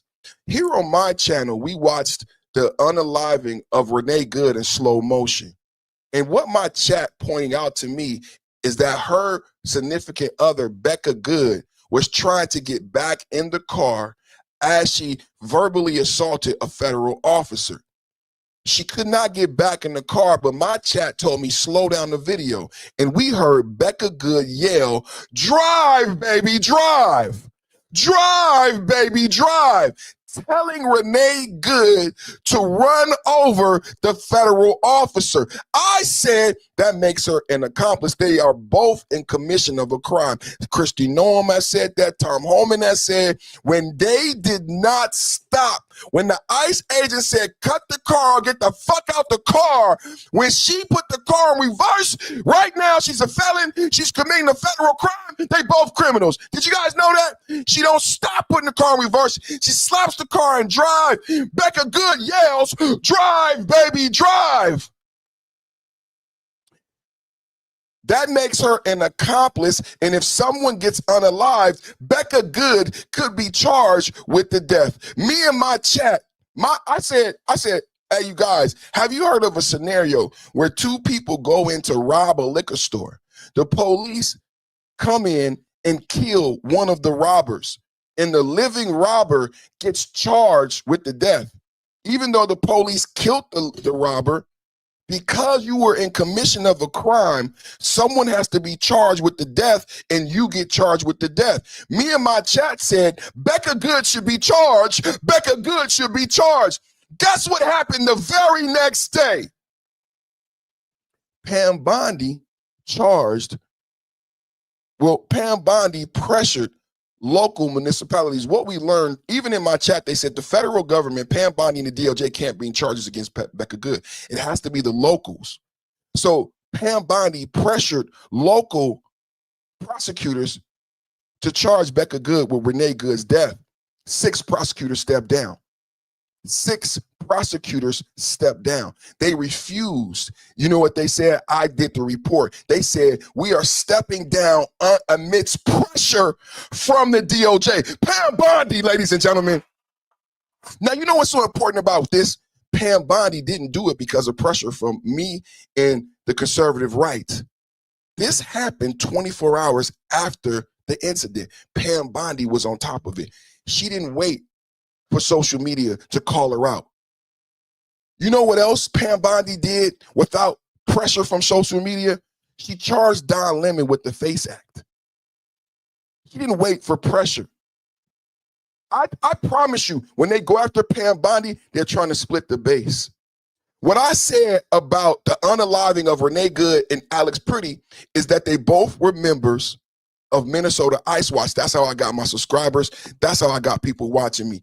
I explained that Renee Good was radicalized. Remember JD Vance said, how did this mom get radicalized that she would go perpendicular and try to block federal agents? I explained that Renee Good was radicalized at a school. She dropped off her son that morning at a school for a 6-year-old. And when we looked up the school, I said, tag Nick Shirley. I said, tag Nick Shirley. I said, Nick Shirley, me and you need to go to this school and find out what's really happening to American people on the ground. At this school, the charter, the mission said we train our kids to be politically active. This was before the school walkouts. We could have predicted these school walkouts if we would have went to this school and learned how children were being educated, or if that's being kind. You know what I'm saying? Educated is being kind. Renee Good and Becca Good were radicalized at a school in Minneapolis. This school is where they found out about Minnesota Ice Watch. At this school for a 6-year-old is where they were invited to a Zoom call. In the Zoom call, they learned the tactics. They were added to a Signal secret group chat. On this Signal group chat, Renee Good received alerts that allowed her to position herself perpendicular before ICE arrived on the scene. No one ever discusses what happened. You have to look at Alex Pretty. Alex Pretty got the same alert Renee Good got. ICE has eyes all over the city. When they see a license plate that they've written down, they send out a group chat signal message. What Alex Pretty responded to, hey, get to Glam Donuts right now. We need backup. Alex Pretty shows up to a call for backup with a gun. Alex Pretty shows up to a call for backup with a gun. How can you blame my president? How can you blame my president? My president is responsible for Alex Pretty showing up to a backup call. Let's listen to this again. This just still make no sense, y'all. I'm not making this up. This is her response to her behavior. Any regrets at all about the interaction we played between you and President Trump just last night? I do not. And I think many people look at that moment when the president says it is our responsibility to protect Americans.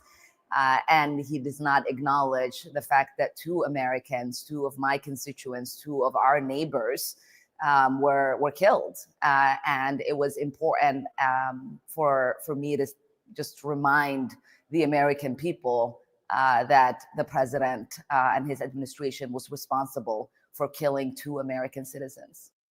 That's so, no, you are irresponsible for insinuating such a thing, not having any accountability to a fellow congressperson who was a leader of Minnesota ICE, helping get the license plates that gave Renee Good and Alex Pretty the information that allowed them to be in those locations before ICE, set up before ICE, and become deterrents and end up causing that action themselves. I cannot believe this, ladies and gentlemen. I cannot Any regrets at all about the interaction we played between you and President Trump just last night? Do you have any regrets for acting like a child? Let's go back. Do you have any regrets for calling my president a murderer? Do you have any regrets for not having any decorum during the State of the Union? Do you have any regrets for this performance? Sanctuary cities that protect the criminals and enact serious penalties for public officials who block the removal of criminal aliens. In many cases, drug lords, murderers all over our country, they're blocking the removal of these people out of our country. And you should be ashamed of yourself. Be ashamed of yourself. You should be ashamed.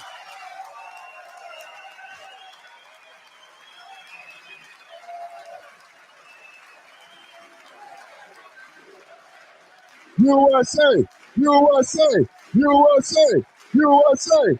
USA. Sanctuary city. How did they feel about that, y'all? How did they feel about that, y'all? Let me show you how they felt about that. This is abhorrent. They call us deplorables. They call us deplorables. What do you think about that moment when the president was asking Democrats to stand up for American citizens during that part of the speech when he was talking about immigration and immigration enforcement efforts? I think you can agree with the what, like standing up for American citizens, but I disagree with the how. And so it's always about how do we bring our country together, but not stand on the backs of others. There's thinly veiled racist language, anti-immigrant language in what he was asking, and that was uncomfortable. So it's uncomfortable and racist to stand up for the American people. Did you hear what she said? Can't make it up. It's uncomfortable and racist to stand up. Let's listen to that again because we're going to catch her up. Let's listen to her because they don't even know what they be saying. What did she say? What did she say? What did you think about that moment when the president was asking Democrats to stand up for American citizens during that part of the speech when he was talking about immigration and immigration enforcement efforts? I think you can agree with the what, like. So if you agree, why you didn't stand up? In the chat right now, if you agree, why you didn't stand up for the American people? Why didn't you stand up for your constituents? She said you can agree. If you agree, why didn't you stand? What do the Democrats stand for? My mama taught me if you don't stand for something, you will fall for anything. Put a one in the chat, double tap at the like button. Let's go. I think the part of the speech that's probably going to live on for most Republicans is when he asked the Congress, stand up if you think your duty is first to American citizens before illegal aliens. Republicans stood up. It gave him his most sustained applause for the night. I suspect, man, you're going to see this in a lot of campaign ads that Democrats wouldn't stand up. What did you all think of the showmanship of that, or of sort of the spectacle of trying to get Democrats to stand up for that? Well, I think the point, I think that you know, and it may have gotten a little muddled, but you know, in the showmanship, but I think his point is valid. Everybody in that room represents the citizens in this country. Right. And are you doing your job? He should, you know, the governor asked, is Trump doing his job? Trump asked, Are all of you doing your job? But don't I think the You know what's so important about this clip is how he interpreted it versus how Democrats interpret everything. Democrats see everything through a racial lens, and how everyday Americans see things is that, are you doing your job?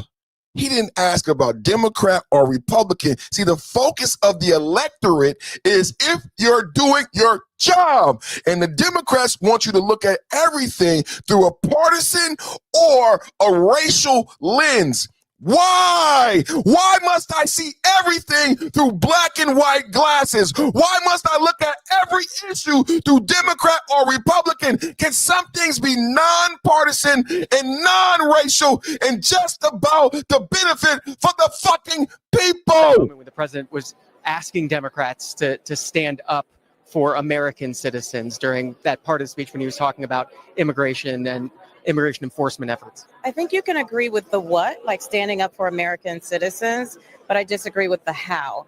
And so it's always about how do we bring our country together, but not stand on the backs of others. How is standing up for American citizens? See, this is the flawed liberal socialist logic of the Zarani Mundani socialist left. Do y'all know y'all have been taken over by a socialist left-wing party? I played the video other day that now finally mainstream media is admitting that the left wing has been taken over by socialists. How is this opinion the opinion of the Democrats? Because this is no longer a Democratic Party. This is a socialist party. You are listening to the opinion. What did you think about that moment when the president? Socialists. Remember what BLM said? I am a trained Marxist. Remember the name Janelle Bynum. Janelle Bynum, socialist, Democrat, left. Get out of office. Asking Democrats to stand up for American citizens during that part of the speech when he was talking about immigration and immigration enforcement efforts. I think you can agree with the what, like standing up for American citizens, but I disagree with the how. And so it's always about how do we bring our country together, but not stand on the backs of others. There's thinly veiled racist language, anti-immigrant language in what he was asking, and that was uncomfortable. But do you hear her language? See, they think we stupid. Do you hear her language that's thinly veiled? What I hear you saying, ma'am, is that being pro-citizen is being anti-immigrant. Do you see the way she phrased that, the phraseology? And somehow anti-immigrant is akin to being anti-American, and that is not the actual ideology of the country, but they're trying to change it. But listen, just listen. How? And so it's always about how do we bring our country together, but not stand on the backs of others. There's thinly veiled racist language, anti-immigrant language in what he was asking. So it is anti-immigrant to be pro-citizen in this socialist left. Are you guys hearing which? I'm not saying this. I'm not trying to trick you. I'm not trying to trick you. I'm not trying to give you double talk. She's saying it. She's saying it. Right? This is their words. I'm not making it up. She just said to be pro-citizen, right? This is the new socialist left. This is the new socialist left. Listen to the language, the double talk. It is extremely important you know what you're voting for. For American citizens, but I disagree with the how. And so it's always about how do we bring our country together, but not stand on the backs of others. There's thinly veiled racist language, anti-immigrant language in what he was asking, and I'm okay with being anti-immigrant. that was uncomfortable. What did you think? Uncomfortable, you guys. They consider standing up for the American people uncomfortable. I'm going to play the clip right now. Trump 4D chess. Trump 4D chess. Double tap hit the like button. 2026 State of the Union address. Democrats are so pathetic. Let's go. So tonight I'm inviting every legislature to join with my administration in reaffirming a fundamental principle. If you agree with this statement, then stand up and show your support. The first duty of the American government is to protect American citizens, not illegal aliens.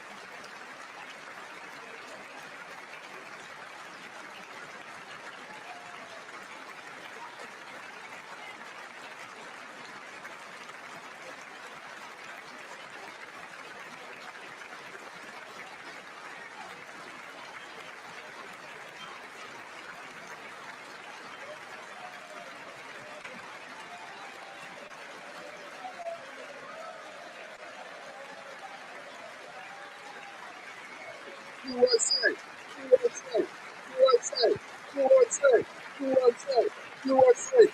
Longest applause of the night. Longest applause of the night.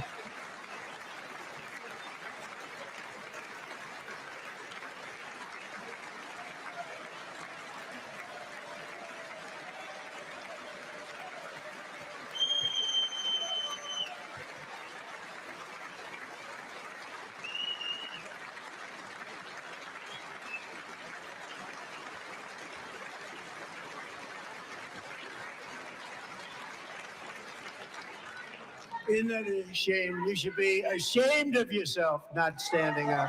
You should be ashamed of yourself. That is why I'm also asking you to end deadly sanctuary cities that protect the criminals and enact serious penalties for public officials. So I didn't know this. Did y'all know that that is when she decided to go off and do this childish rant? I've been playing the bits and pieces. Did you guys know that that's when this individual decided to do this childish rant? Instead of standing up for us, she goes on a rant and calls our president a murderer. USA, USA, USA, USA, USA. Leave. So tonight I'm inviting every legislature to join with my administration in reaffirming a fundamental principle. If you agree with this statement, then stand up and show your support. The first duty of the American government is to protect American citizens, not illegal aliens.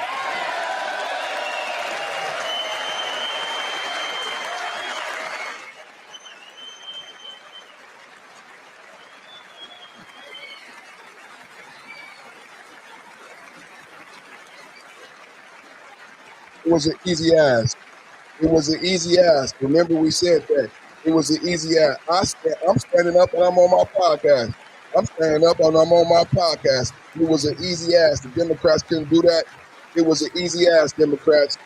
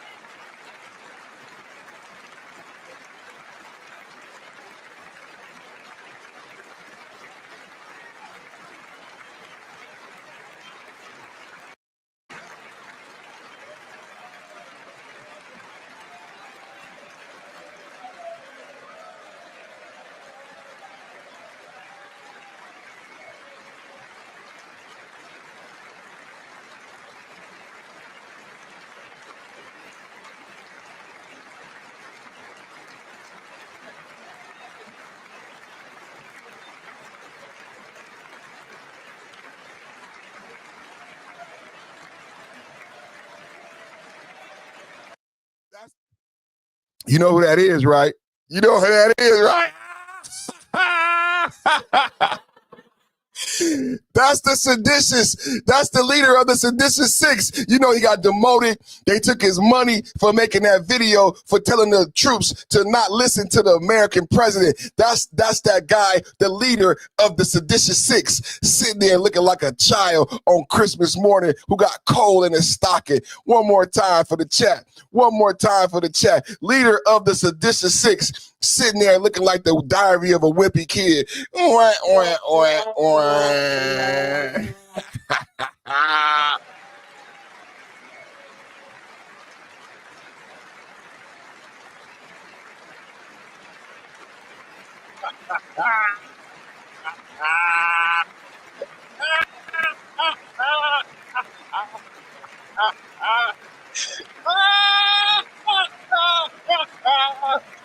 Oh, I didn't get nothing for Christmas. I didn't get nothing for Christmas. I hate you, Santa. I hate you, Santa. I didn't get nothing for Christmas. I didn't get nothing for Christmas. You on the naughty list, boy. You on the naughty list. Don't you look like you on the naughty list?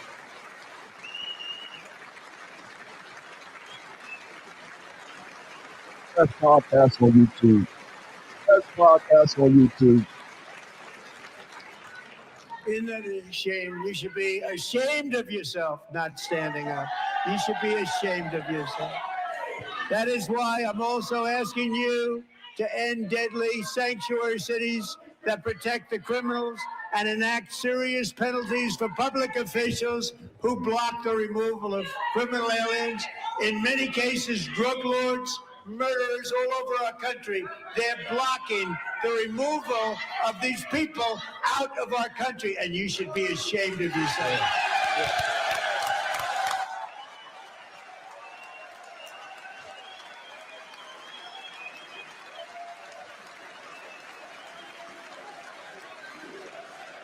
USA, USA, USA, USA, USA.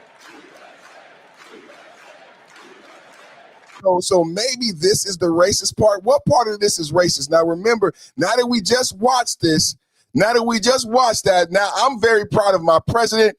I'm very proud of what was said. I stood up myself. Everybody in my chat was standing up and applauding. Now Janelle said what we just did. Am I racist, Janelle? Is my chat racist? Listen up, chat. Think about that moment when the president was asking Democrats to stand up for American citizens during that part of the speech when he was talking about immigration and immigration enforcement efforts. I think you can agree with the what, like standing up for American citizens. But you didn't. But I disagree with the how.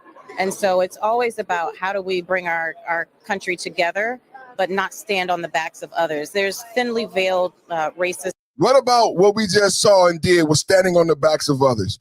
I heard my president ask me to clap for American citizens. Because isn't this great when you do context? See, it's one thing to do content.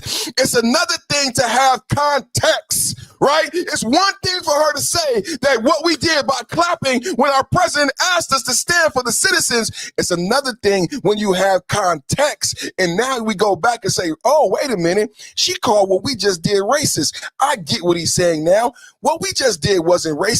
Why do Democrats want to make everything about race and everything racist? All we did was clap for American citizens. Listen to the context, right? A lot of politicians, a lot of YouTubers do content. Here we do content. What did you think about that moment when the president was asking Democrats to stand up for American citizens during that part of the speech when he was talking about immigration and immigration enforcement efforts? I think you can agree with the what, like standing up for American citizens, but I disagree with the how. And so it's always about how do we bring our country together, but not stand on the backs of others. There's thinly veiled racist language, anti-immigrant language in what he was asking, and that was uncomfortable. And uncomfortable. Can anybody now explain to me, now that we have the context, what was uncomfortable about this moment in time besides the attitudes and the behavior of the Democrats? What was uncomfortable or either racist? Join with my administration in reaffirming a fundamental principle If you agree with this statement, then stand up and show your support. The first duty of the American government is to protect American citizens, not illegal aliens.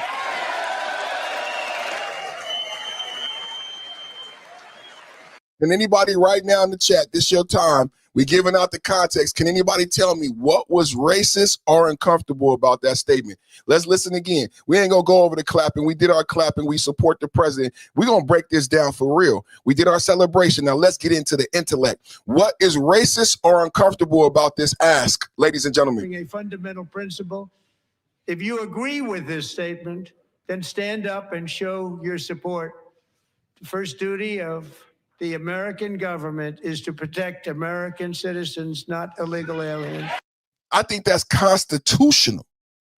So I'm asking my chat, anybody watching, even if you're watching the replay, explain to me this statement.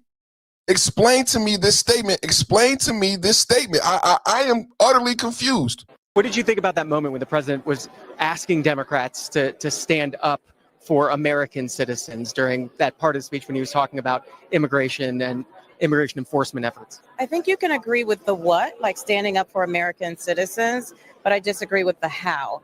And so it's always about how do we bring our country together, but not stand on the backs of others. There's thinly veiled racist language, anti-immigrant language in what he was asking. And It seemed like a very simple ask to me. I didn't hear any thinly veiled anti-immigrant racism. Did you? It was not even that many words. It was only a few words. He said it's a fundamental policy. It wasn't even a long ask. It was a short ask, short, quick, and sweet. Every legislature to join with my administration in reaffirming a fundamental principle. If you agree with this statement, then stand up and show your support. The first duty of the American government is to protect American citizens. How I'm waiting. Anybody in the chat? What do y'all hear? I don't hear nothing. Somebody said it's a dog whistle. Give me more, brother. It's a dog whistle for who? Dummies? It's a dog whistle for who? Dummies?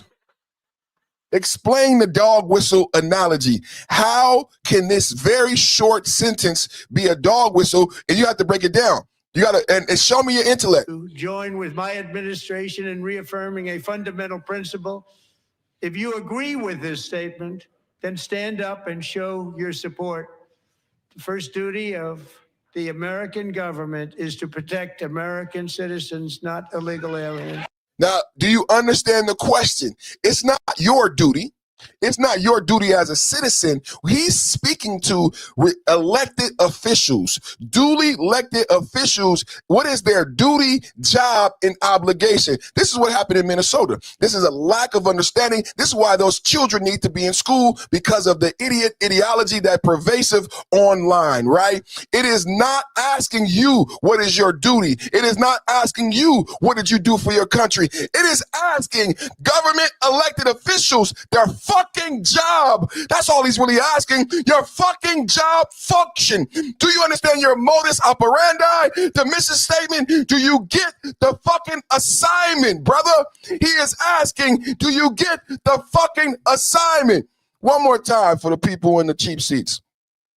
One more time for the people in the cheap seats. I think the part of the speech that's probably going to live on for most Republicans is when he asked the Congress, stand up if you think your duty is first to American citizens before illegal aliens. Republicans stood up. It gave him his most sustained applause for the night. I suspect, man, you're going to see this in a lot of campaign ads that Democrats wouldn't stand up. What did you all think of the showmanship of that, or of sort of the spectacle of trying to get Democrats to stand up for that? Well, I think the point, I think that you know, and it may have gotten a little muddled, but you know, in the showmanship, but I think his point is valid. Everybody in that room represents the citizens in this country. And are you doing your job? He should, you know, the governor asked, is Trump doing his job? Trump asked, are all of you doing your job? But don't, I think the Period. Are you doing your job? That's how I saw it, you guys. How did you see it? Democrats want you to see it differently through partisan racial lenses. He said, stand up if you understand the government's #1 role is to protect the citizen. That's that. And this person said, are you doing your job? He interpreted Trump's question is, are you doing your job? Point, I think that and it may have gotten a little muddled, but in the showmanship, but I think his point is valid. Everybody in that room represents the citizens in this country. And are you doing your job? Now keep that in context, right? Do you believe she's doing her job? What did you think about that moment when the president was asking Democrats to stand up for American citizens during that part of the speech when he was talking about immigration and immigration enforcement efforts? I think you can agree with the what, like standing up for American citizens, but I disagree with the how. And so it's always about how do we bring our country together, but not stand on the backs of others. There's thinly veiled racist language, anti-immigrant language in what he was asking, and that was uncomfortable. So is the question is not only is she doing her job, but does she truly understand her job? I think the president, why I call it 4D chess, the president is not only asking, are they doing their job, but do the Democrats understand their job? Not the ideology, right? Not this liberal socialist ideology. You can think what you want to think. I hope everybody understands, I'm not taking away your liberal ideology and how you may want to think. If you love everyone and all of that, you can still have that. But do you understand your job, duty, and function, right? Do you understand what your job is as an elected government official? Do you understand the 4D chess, how he played them? Does she understand her job function? Do you get what I'm saying? As an elected government official, do you agree that your #1 job is to support the American citizen?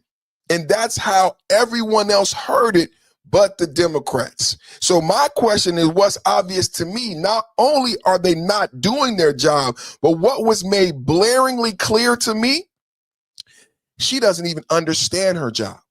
She doesn't understand that her job as an elected official is to represent the citizen first. Now, if you want to be in your own time after work, because it's your job to be a congressperson, right? After work, if you want to put the needs of immigrants before everyone in your family, it's America. We can't stop you from doing that. I said on Sunday at church, if you want to give away food and only give away food to immigrants and people who are not citizens, we can't stop you from doing that. But the question was, do you understand your job as a government official? That your job as a government official above all things is to represent the American people. Now, why can everyone else understand that, but the Democrats can't understand that? Let's run that back, because I love the way this gentleman interpreted what was said. Like, all he said was, Trump basically asked you, are you doing your job? You know what I'm saying? It's not only that Trump asked him, are you doing your job? Trump asked him, do you know what your job is? I think the part of the speech that's probably going to live on for most Republicans is when he asked the Congress, stand up if you think your duty is first to American citizens before illegal aliens. Republicans stood up. It gave him his most sustained applause for the night. I suspect, man, you're going to see this in a lot of campaign ads, that Democrats wouldn't stand up. What did you all think of the showmanship of that, or of sort of the spectacle of trying to get Democrats to stand up for that? Well, I think the point, I think that and it may have gotten a little muddled, but in the showmanship, but I think his point is valid. Everybody in that room represents the citizens in this country.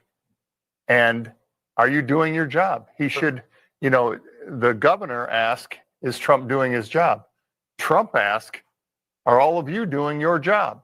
But don't I think the part of the speech that's probably That's the biggest thing that I'm talking about right there. I don't think they understand. I don't think, number one, I don't think they're doing their job. Speech watchers tonight. I don't think they're doing their job. And what has become obvious to me, they don't even know their job, what their job function is. And this is the response from the American people. And I just got a true social from Trump on Ilhan Omar's abhorrent behavior. 64% say his policies will move the U.S. in the right direction. And look at the growth President Trump made over the speech. So pre-speech, it was 54% of speech watchers said his policies will move the U.S. in the right direction. After the speech, that number goes up 10 percentage points. So Donald Trump made some progress with people watching the speech from their pre-speech expectations to what they saw in the speech itself. And that 64% number, that's pretty much in range across all of his State of the Union addresses. In his first term, last year, the joint session, that's about what we've seen. Is roughly 2/3 have walked away from his speeches thinking he's going to move it in the right direction. So a lot of red meat for the base. Yeah, there's no doubt about that. If you're a Republican on the ballot in 2026, I think you leave this speech being as happy as you could possibly be that he sort of stuck to the script on the economy. He gave red meat to the base on immigration, and they can leave the hall tonight and sort of take that out on the campaign trail. Facts, facts, facts, facts. Facts. We could take that out on the campaign trail, baby. Now, this is Trump, and you know I love Trump True Socials. Y'all know how much I love the Trump True Social. This is Trump responding to Ilhan Omar's abhorrent behavior last night. Let's read together with Trump, and everybody likes to make fun of me when I read, so let's read together. Open the book. We're going to do our daily reading. Donald Trump, True Social. When you watch low IQ Ilhan Omar and Rashida Tlaib as they screamed uncontrollably last night at the very elegant State of the Union, such an important, beautiful event, they had the bulging, bloodshot eyes of crazy people, lunatics, mentally deranged and sick, who frankly look like they should be institutionalized. When people can behave like that and knowing that they are crooked and corrupt politicians, so bad for our country. We should send them back where they came from as fast as possible. They can only damage the United States of America. They can do nothing to help it. They should actually get on a boat with Trump. Oh my God, I love him. He is the man. Oh shit. Man, you know, as a conservative outlet, like some of the shit I want to say, you know how good it feels that the president says this shit, man, because it just frees me up to just act the damn fool. I love him. Let's read this shit together. Let's have a good time. Trump, they should actually get on the boat with Trump deranged Robert De Niro, another sick and demented person with, I believe, extremely low IQ, who has absolutely no idea what he is doing. What he's doing or saying, some of which is seriously criminal. When I watched him break down in tears last night, much like a child would do, I realized that he may be even sicker and crazier than Rosie O'Donnell. This is the best president who is right now in Ireland trying to figure out how to come back into our beautiful United States. The only difference between De Niro and Rosie is that she is probably somewhat smarter than him, which isn't saying much. The good news is that America is now bigger. America is bigger, better, and richer and stronger than ever before. And it's driving them absolutely crazy. President Donald J. Trump.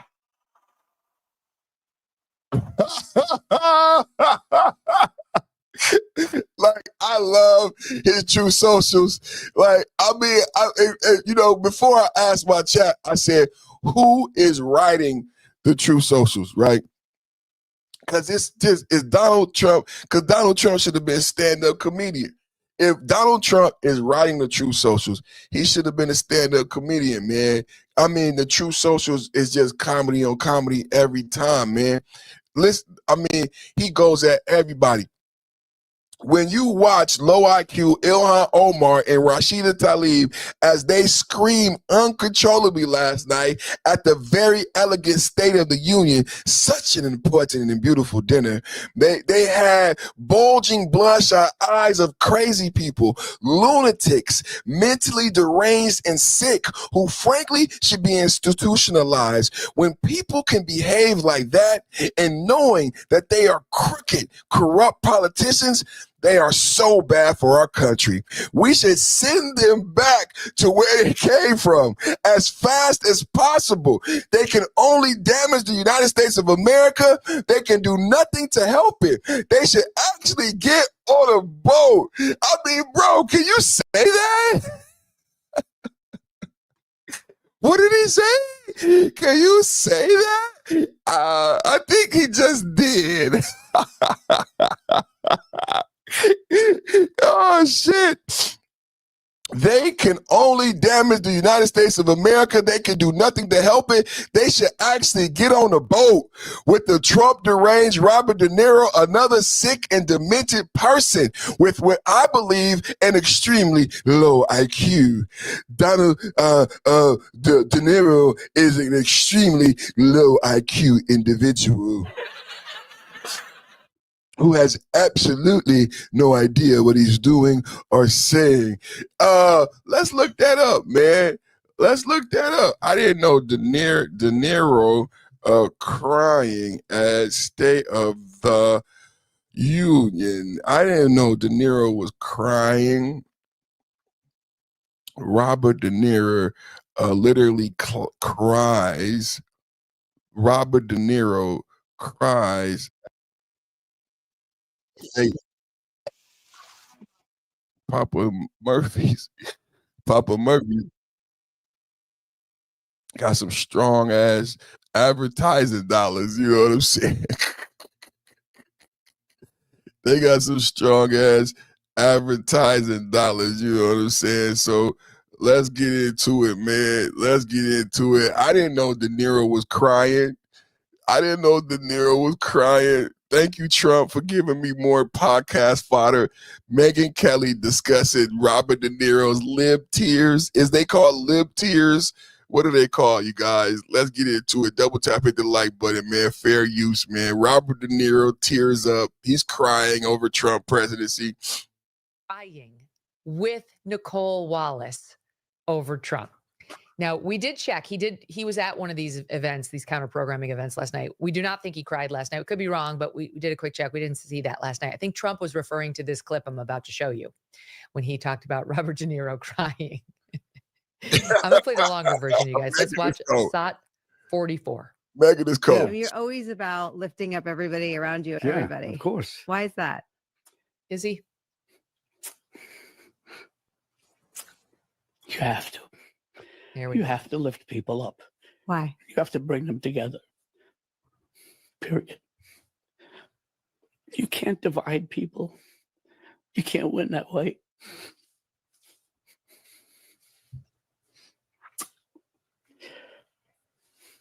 It's a no-win situation. And look what we have. Look who we have there. It's almost like a destiny to have this thing there.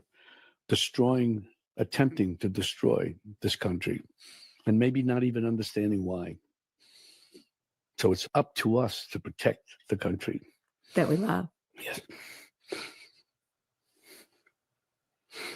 You weren't supposed to make me cry. Thank you so God. much. Thank you. For that. We talked about how this is the moment. This is the moment that it goes one way or the other. Everybody hurts sometimes. Everybody hurts. Everybody.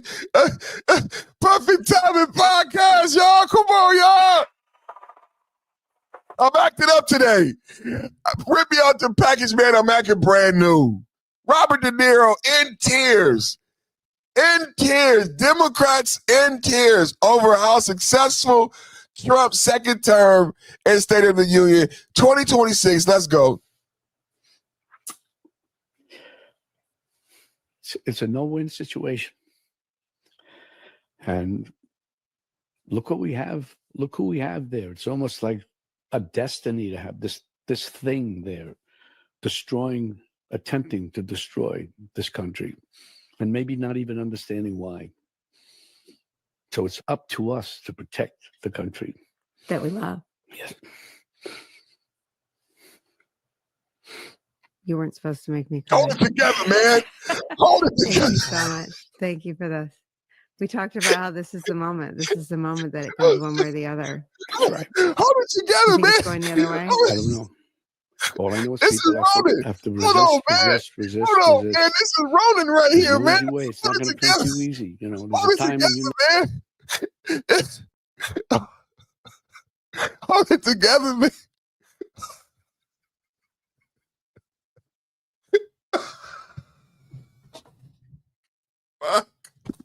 Fuck me, man. Hold it together, man. This fucking the Godfather right here. This fucking Corleone right here. Oh man, this fucking taxi cab driver, man. What's going on with this is fucking De Niro, man. Come on, man. Hold it together. Hold it together, man. Hold it together, man. Hold it. Period. You can't divide people. You can't divide. You can't win that way. Hold it together, man. Are you with me at home? I'm having so much fun today. Hold it together. Hold it together, man. Hold it together, man. Come on, man. You're letting me down, man. Shit, man. I grew up on you, man.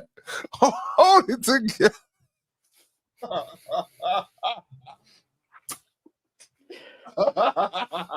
It's a no-win situation. Oh shit! It's a no-win. It's a no-win. Look who we have there. It's almost like a destiny to have this thing there, attempting to destroy this country, and maybe not even understanding why. So it's up to us to protect the country that we love. Yes. You weren't supposed to make me cry. Thank you so much. Thank you for this. We talked about how this is the moment. This is the moment that it goes one way or the other. That's right. That's You right. think it's going the other way? I don't know. I don't know. All I know is people have to resist. There's no easy way. It's not going to come to you easy. You know, there's a time when you know in your own life, in your own survival, you better do this. You better jump and run through the fire. Because if you don't run through the fire, you're not getting out. And that's what we have to do. Is that?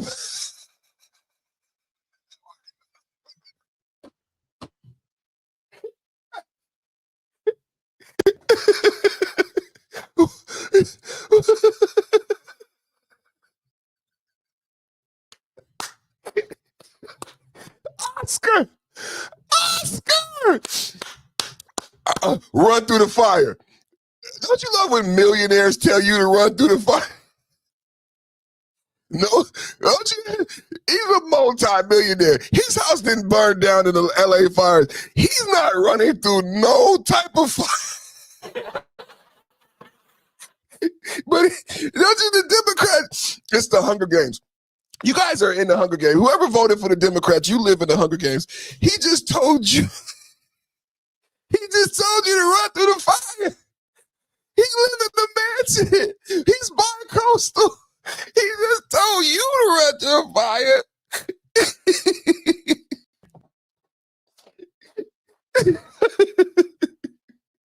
Sometimes we gotta run through a fire. Not me though. Not me in my mansion. But sometimes you gotta run through a fire. We talked about how this is the moment. This is the moment that it goes one way or the other. That's right. Oh shit! You think it's going the other way? I don't know. All I know is people have to resist. There's no easy way. It's not going to come to you easy. You know, there's a time when you know in your own life, in your own. Fucking, it's not gonna come to you. Shit. Okay, everybody at home, it's not gonna come to you. It's not gonna come to you easy. I'm gonna keep my millions. I'm gonna, me and Nancy Pelosi, we got 400 million. Ilhan Omar got that.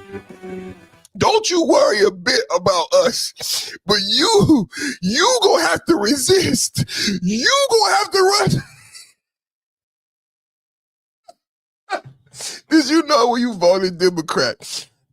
Did you know when you voted Democrat that they was gonna make you run through a fire? Did you know when you voted Democrat that they was gonna raise your property taxes?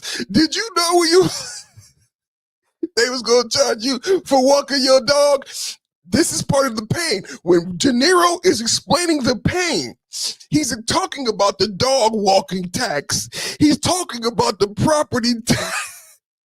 Don't worry, you gotta go through it. Don't worry. Don't worry, you can do it.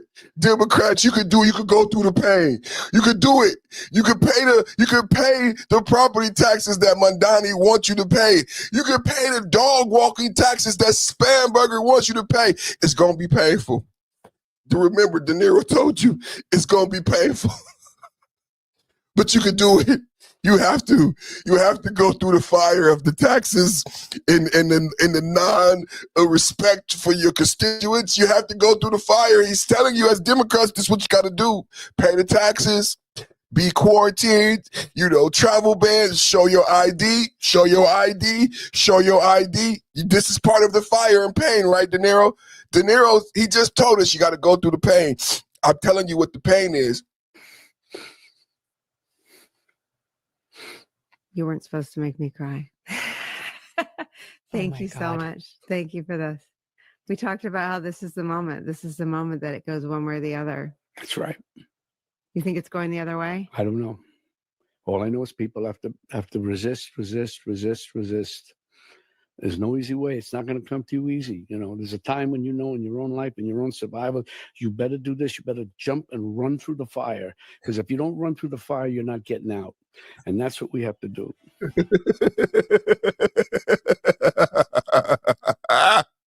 Shit.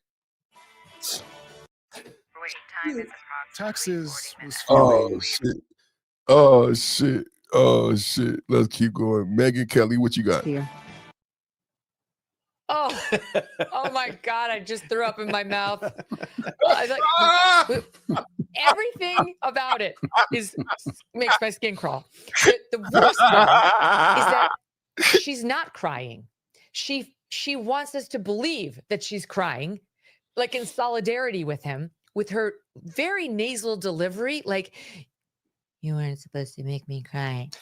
You weren't supposed to make me cry. So glad I get to run with you. It's so weird.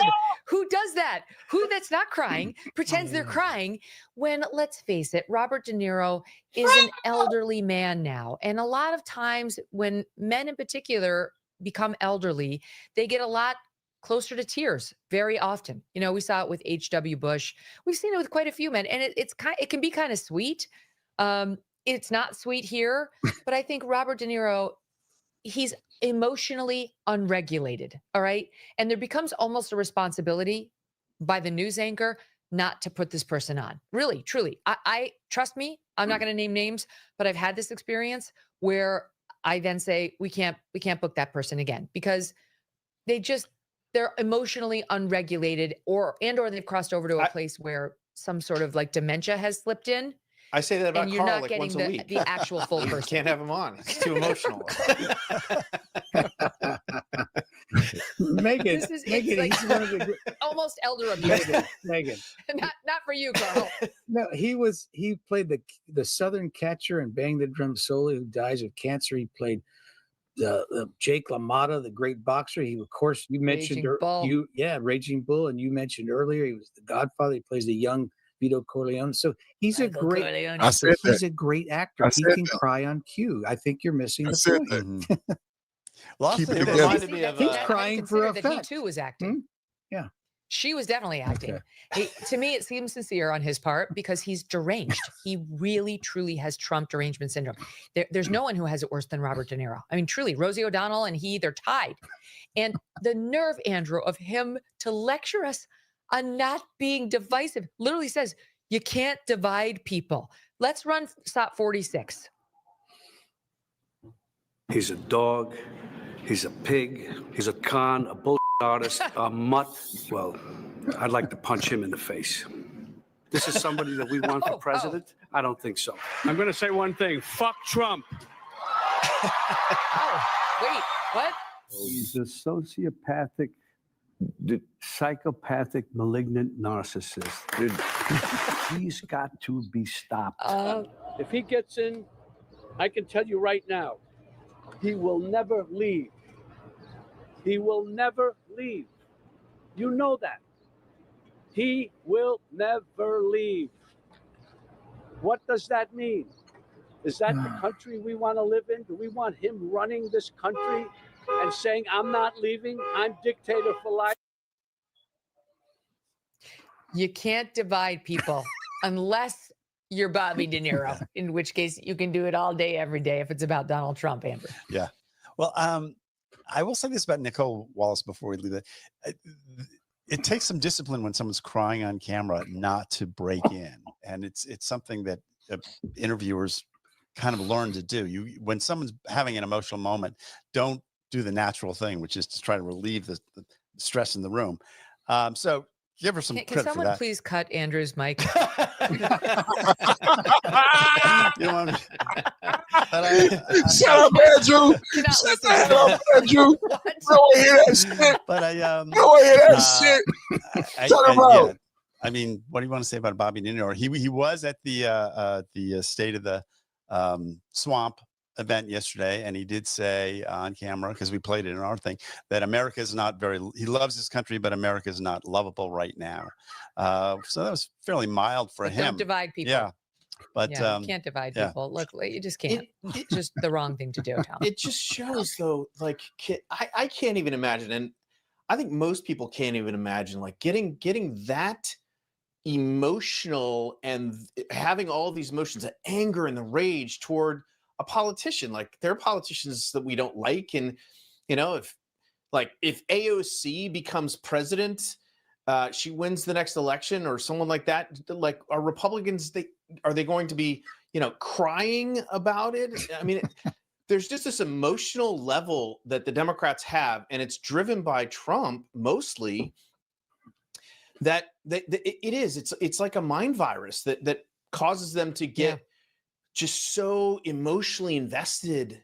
Their hatred of him is like all consuming. And I don't understand it. I think most people don't understand it because we just don't get that worked up over politicians. You like some, you hate some. Like the country's going to survive one way or the other. It's not like it's, they've convinced themselves that like he's the end of times. I mean, it's really weird. What makes Carl's Jr.'s famous star so famous? Is it the Trump worldness, the sauce, it's famous. But why do we care? Although I will tell you, Tom, last night, Doug and I had a serious conversation of how we would divide the United States if we needed to. Like if blue needed to separate from red, what would be meaningful lines? And we decided that we'd have to give the West Coast to the libs. We'd have to give the East Coast to the conservatives. Then we're going to have to fight over Vermont and Massachusetts because it's going to be like the Israeli settlements. Like people got to get out. Sorry, we know you've been living here, but you got to go west. Get out. You're going to have to go. We stumbled when we got to Illinois because, I know that's where you live, Tom, but like Illinois, that's all the libs now. But like we need a contiguous landmass for both the right side of the country and the left side of the country. And we're probably going to have a fight over Illinois. We kind of need that on Team Red, but it's so blue. But we definitely need Montana. We need the Dakotas on Team Red. So maybe there could be like a swath across the middle that we could give to the left that comes up and like kind of grabs Illinois. I think and then we go over the top of Michigan, the conservatives. We could work it out. They need the Southeast. Yeah. There's all that sunshine and good golf down there. Republicans have to have that. We're going to get that. Megan, did you get to this That's point? going to be ours. Because I floated this idea. We could trade Minnesota to Canada for Alberta. What would you think? In a heartbeat. Yeah, what would you think of that? I love that. international disputes, inflation, rising national debt, digital currency. There's a never-ending list of reasons gold has risen. What y'all think, man? What y'all think, man? What y'all think, man? We just having a good time. That right there was Megyn Kelly roasting and flamboasting. What else can we show? Democrats refuse to stand for the parents who were seated 15 feet away from me. Let's show this clip right here. Democrats just making themselves look bad all over the screen, all over last night. Most successful State of the Union ever. Longest State of the Union, longest applause. Donald Trump, Red Wave 2026. Let's get into it. How's everybody doing today? Make sure you double tap, hit the like button. You're watching the #1 podcast on YouTube. Arrested over a dozen times and was released through no cash bail. Stood up and viciously slashed a knife through her neck and body. No one will ever forget there were people on that train. No one will ever forget the expression of terror on Irina's face as she looked up at her attacker in the last seconds of her life. She died instantly. She had escaped a brutal war only to be slain by a hardened criminal, set free to kill in America, came in through open borders. Mrs. Zaretsky, tonight I promise you we will ensure justice for your magnificent daughter, Irina.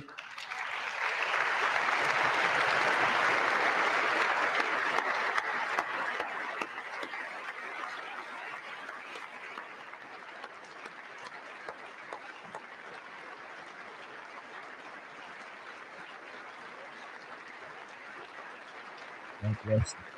God bless you. That's Edgar Kirk. How do you not stand? How do you not stand? I'm asking this Congress to. How do you not stand? How do you not stand for that? It's in action. Remember what I said to you earlier when my mama taught me. My mama, most times, she would be more angry with me, not for what I did, but for what I didn't do. Right? Arrested over a dozen times and was released through no cash bail. Stood up and viciously slashed a knife through her neck and body. No one will ever forget there were people on that train. No one will ever forget the expression of terror on Irina's face as she looked up at her attacker in the last seconds of her life. She died instantly. She had escaped a brutal war only to be slain by a hardened criminal, set free to kill in America, came in through open borders. Mrs. Zaretsky, tonight I promise you we will ensure justice for your magnificent daughter, Irina. Amen. Amen.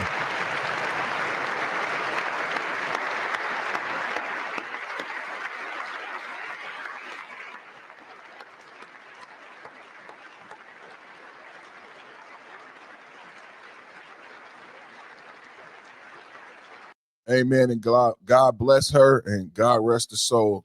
God rest her family. So let's go to this again because I think it's worthy after showing that how Ilmar, because after that Trump said, "How could you not stand?" Right?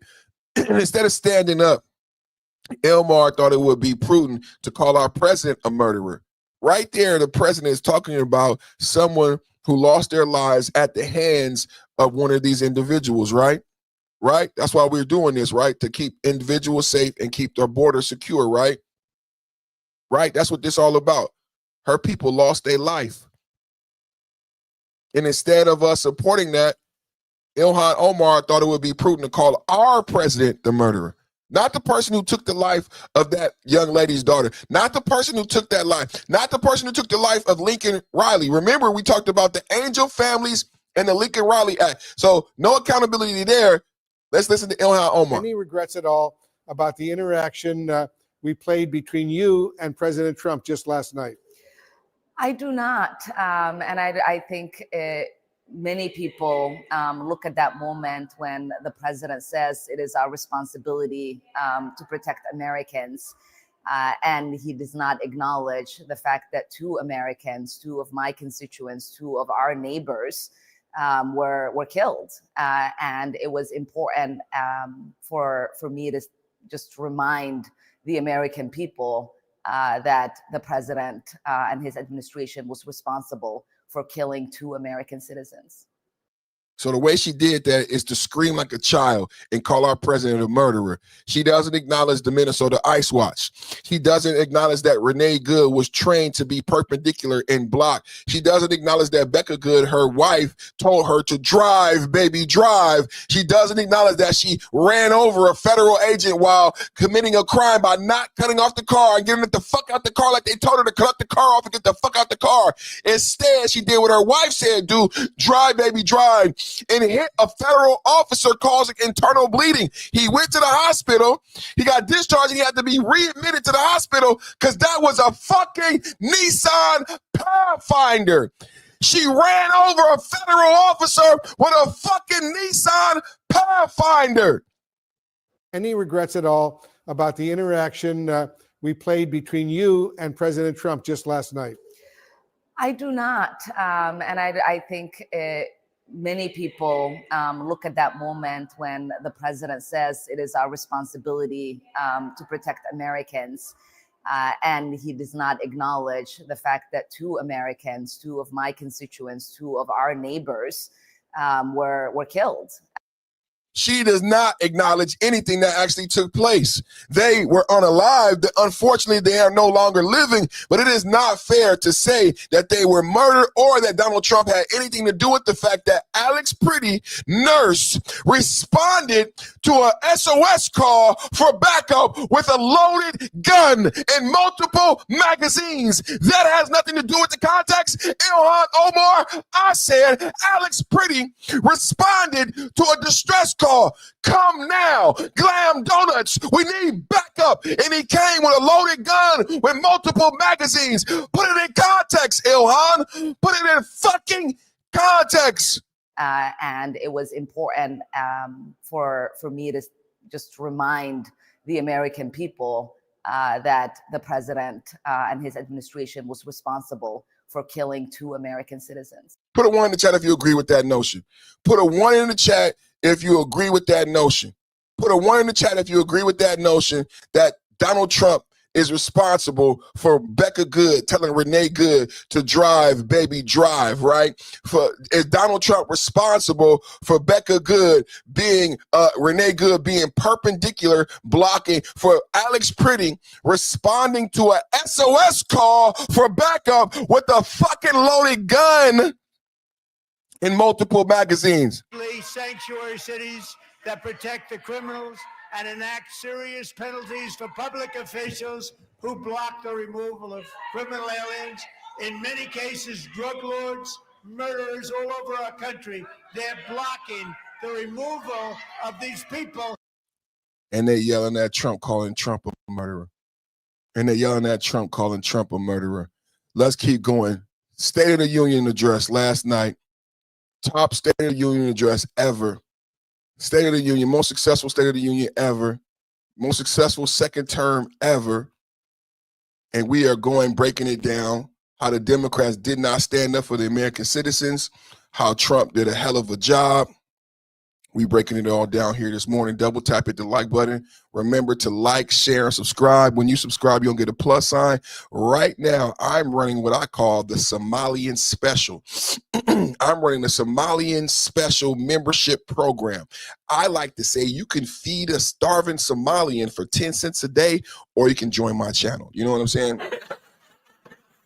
You know how they used to say you could feed a starving African. Remember, we are the world, and you put 25 cents and you put 10 cents, but then the Somalians came over here and stole all your money. So I said, fuck it. If the Somalians gonna fraud and you gonna give money to UNICEF and they gonna fraud, well, fuck it. I'm gonna run a Somalian special. You can either support the Somalian $19 billion motherfucking fraud, or you can hit the plus sign, join my channel, and become a member for less than 10 cents a day. It's up to you.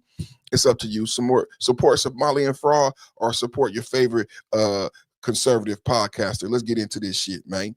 Let's get into this. The primary reasons for our country's stunning economic turnaround the biggest in history, where the Dow Jones broke 50,000 4 years ahead of schedule, and the S&P hit 7,000, where it wasn't supposed to do it for many years, were tariffs.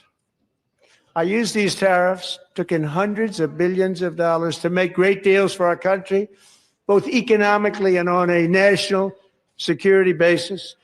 Everything was working well. Countries that were ripping us off for decades are now paying us hundreds of billions of dollars.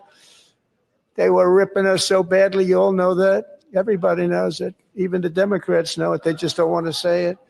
And yet these countries are now happy, and so are we. We made deals. The deals are all done. And they're happy. They're not making money like they used to, but we're making a lot of money. There was no inflation, tremendous growth. And the big story was how Donald Trump called the economy correctly, and 22 Nobel Prize winners in economics didn't. They got it totally wrong. They got it really wrong. And then just 4 days ago, an unfortunate ruling from the United States Supreme Court. It just came down. It came down. Very unfortunate ruling. But the good news is that almost all countries and corporations want to keep the deal that they already made, right, Scott? Knowing that the legal power that I, as president, have to make a new deal could be far worse for them, and therefore they will continue to work along the same successful path that we had negotiated before the Supreme Court's unfortunate involvement. So despite the disappointing ruling, these powerful, country saving, it's saving our country, the kind of money we're taking in, peace protecting. Many of the wars I settled was because of the threat of tariffs. I wouldn't have been able to settle them without. Will remain in place under fully approved and tested alternative legal statutes. And they have been tested for a long time. They're a little more complex, but they're actually probably better, leading to a solution that will be even stronger than before. Congressional action will not be necessary. It's already time tested and approved. And as time goes by, I believe the tariffs paid for by foreign countries will, like in the past, substantially replace the modern day system of income tax, taking a great financial burden off the people that I love.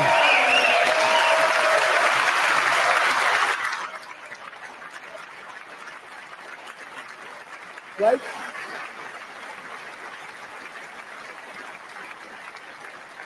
Moving forward, factories, jobs, investment, and trillions of dollars will continue pouring into the United States of America because we finally have a president who puts America first. I put America first. I love America.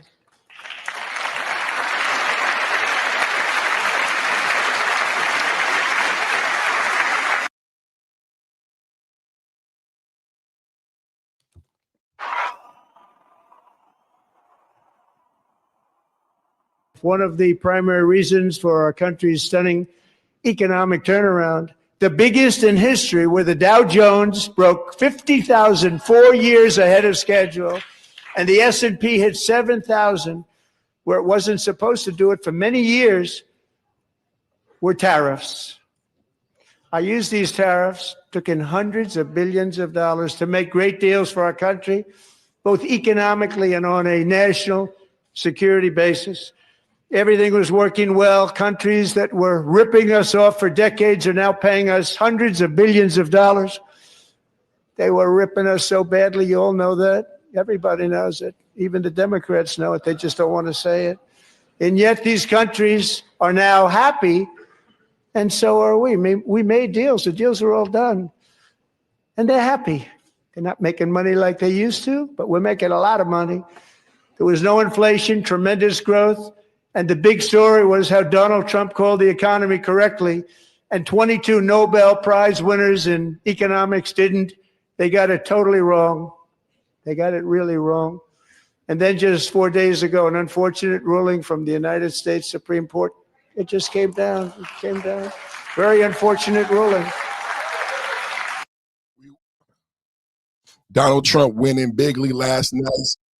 State of the Union. It's plundering America. There's been no more stunning example than Minnesota, where members of the Somali community have pillaged an estimated $19 billion from the American taxpayer. Oh, we have all the information. And in actuality, the number is much higher than that. And California, Massachusetts, Maine, and many other states are even worse. This is the kind of corruption that shreds the fabric of a nation, and we are working on it like you wouldn't believe. So tonight, although started 4 months ago, I am officially announcing the war on fraud to be led by our great Vice President, J.D. Vance.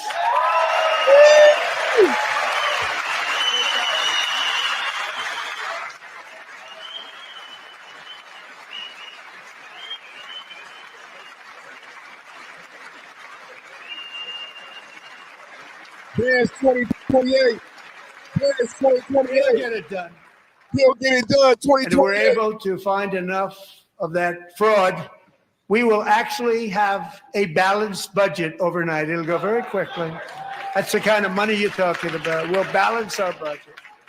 The Somali pirates who ransacked Minnesota remind us that there are large parts of the world where bribery, corruption, and lawlessness are the norm, not the exception. That's right. Importing these cultures through unrestricted immigration and open borders brings those problems right here to the USA.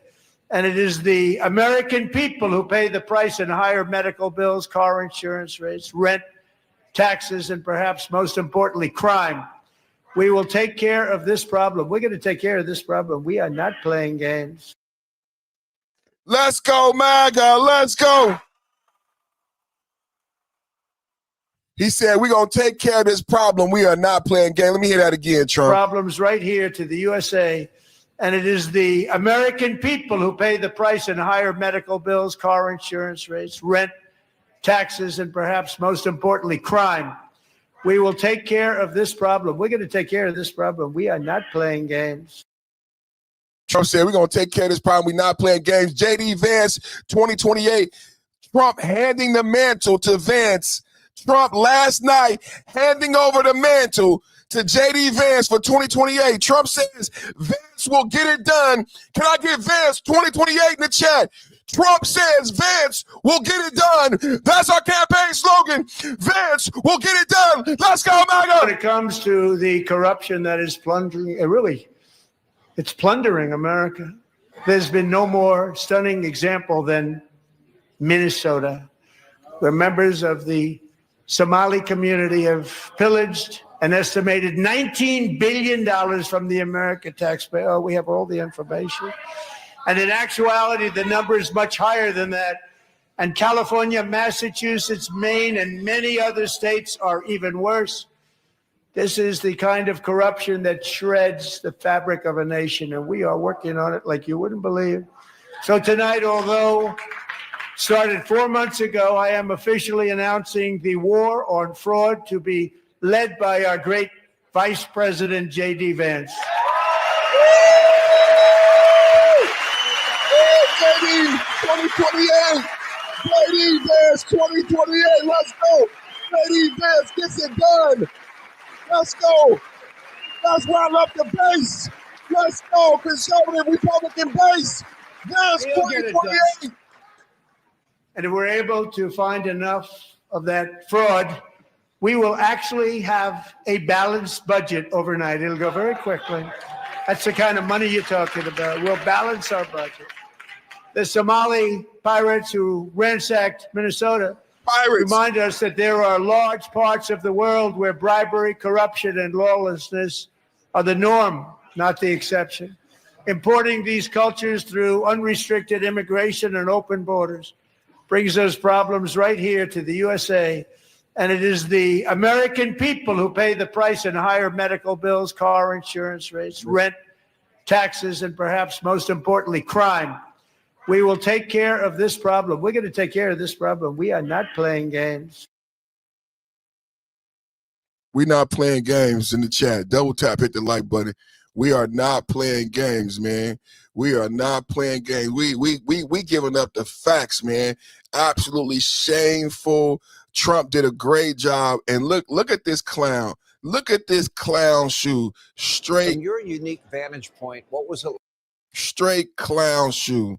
Straight clown shoe. Let's go. This is Hannity speaking with Speaker Mike Johnson, Majority Leader Mike Johnson, talking to Hannity about the poor behavior of Ilhan Omar and whether or not he had authority and whether he was right or wrong to eject. I want to hear from you in the chat. Do you think he was right or wrong to allow Omar to stay? He says his calculation was it was more damaging to the Democratic Party to allow that. I agree. What do you calculate in the chat? Should Omar have been ejected, or was it the right calculation to allow her to stay? Hit the like button, everybody. Subscribe. Perfect Time Podcast. We are talking about State of the Union 2026 Trump mania. From your unique vantage point, what was it like looking out at Congresswoman Omar and Congresswoman Tlaib? You know, it was shameful, really. And I came this close to stopping them. We could have probably ejected them from the floor. But, you know, I thought let their actions speak for themselves. The president handled it so well, of course.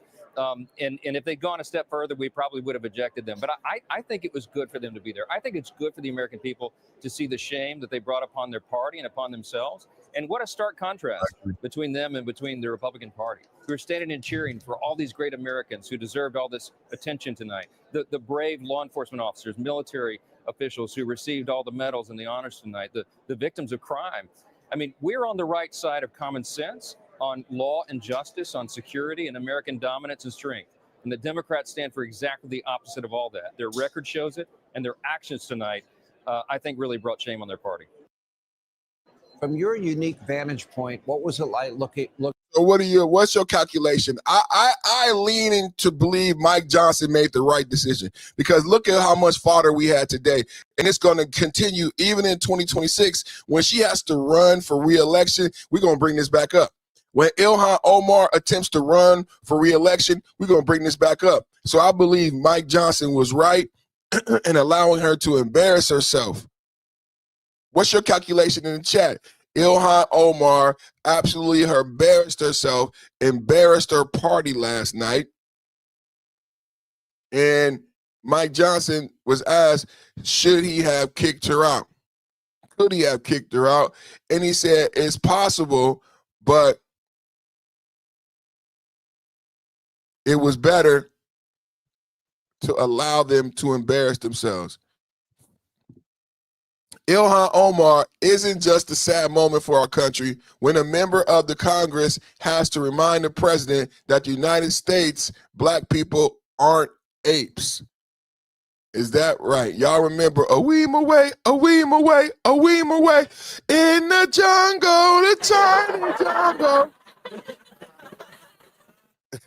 I'm gonna get in trouble. You know they don't like black bagger, man. A weem away, a weem away, a weem away, a weem away. In the jungle, the tiny jungle, a lion sleeps tonight. A weem away, a weem away, a weem away. Y'all remember the video where Michelle Obama and Barack Obama would look like monkeys? I think the funniest part of the video was the pig.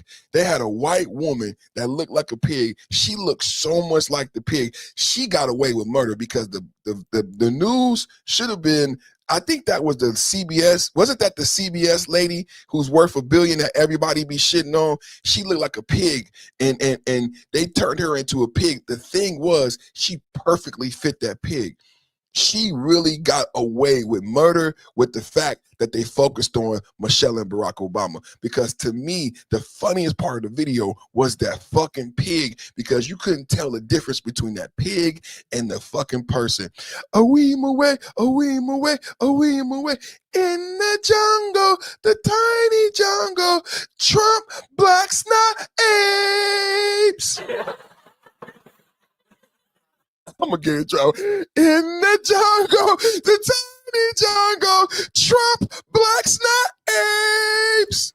I mean, isn't it just a sad? In the jungle, the mighty jungle, Trump blacks aren't apes.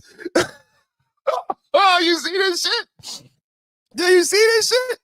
Oh, him away. This is what he brought. This is a congressperson. This is what he brought. A sign to the State of the Union that said, Trump, blacks aren't apes.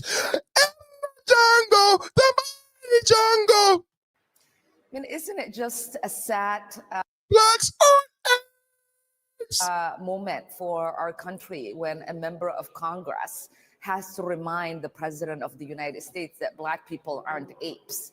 I mean, blacks aren't apes. And just for a moment, think about that. Al was escorted because he refused to sit down. And I stand with Al. I think it is an important moment in our nation's history that we have to take stands like that. We have to remind a sitting president that we black people are not apes. That is allowed to And isn't it just bitch just said we black people. Bitch, no you didn't. Bitch just said we black people. Bitch, you ain't black, bitch. Did she just say we black people? You did not just say we black people. Oh, no, she did not just say we black people. You are a Somalian Muslim. You don't even consider yourself African.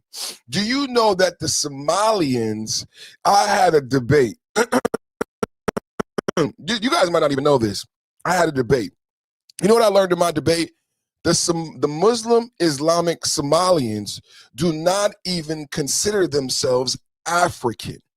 Did you know that? They consider themselves Middle Eastern. They don't consider them black. They don't consider themselves African. So how the fuck? See, this is the whole thing about the Democrats. They are pimps and panderers. Pimps and panderers. Let me see if I can find something on this.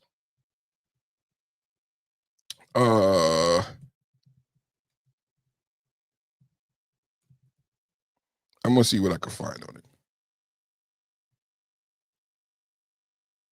The sentiment among some Somali people that they are not African, often framed as identifying more closely with Arab, Muslim, or Cushite identities rather than a broader black African identity. I'm not making this shit up. I'm not making this shit up. I just love educating my audience, man. I just love educating my audience, man, because Ilhan Omar just said, we, us, black people. We, us, black people. I think I need to educate you the fact that she is racially pimping American blacks because she does not consider herself to be black. Her people do not consider themselves to be black. She is doing what Democrats always do, is attempt to pimp out black Americans' vote by trying to make this false identity alignment. Kamala Harris tried to do it. Barack Obama tried to do it. Did you know Barack Obama is not black? Barack Obama also is not black. Kamala Harris is not black. None of these individuals are black. Let me read it to you. The sentiment among some Somali people that they are not African, often framed as identifying more closely with Arab, Muslim, or Cushite identities rather than a broader black African identity. Rather than a broader black African identity. Do you guys understand what I'm saying? Do you understand what I'm saying? How many of you knew that? How many? I am talking about Somalians don't identify as African, let alone identify as black. She is saying we should have some solidarity with her because we are all black. And I argue, not only are we not all black, we are not all African, according to Somalians. God damn, I'm good. God damn, I'm good at this job, man. I am good at my motherfucking job. Not only we not all black, according to Somalians, we ain't all African. Huh? Huh? According to Somalians, we ain't even all African. I mean, isn't it just a sad moment for our country when a member of Congress has to remind the President of the United States that Black people aren't apes? I mean, just for a moment, think about that. Al was escorted because he refused to sit down. And I stand with Al. I think it is an important moment in our nation's history that we have to take stands like that. We have to remind a sitting president that we Black people are not apes. And there's a lot of us, of course.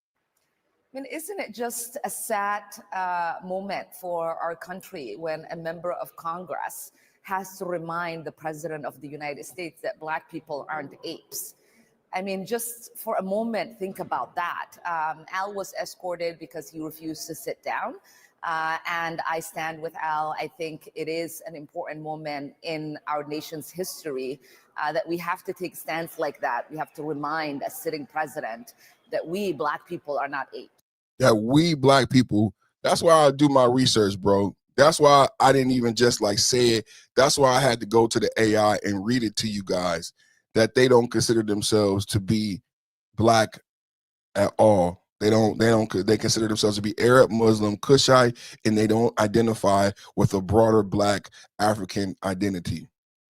They don't identify as Black or even African. But if she's in America and she's pimping, if she's in America and she's trying to pimp out the Democratic vote, then she's just playing along with the script, right? The Democrats pimp out the Blacks for their votes all the time, right? The Democrats treats Black people like their children, right? So even though she doesn't identify as Black or African, she doesn't feel any qualms with pimping out Blacks for their vote by saying we are all Black. We are all Black. You ain't Black, bitch. You don't even consider yourself African. Don't be trying to fucking pimp me. That's so fucking disgusting. A fucking racial pimp. Fucking racial democratic pimp. Don't try to pimp me, bitch. You ain't Black or African. And she married to a white boy.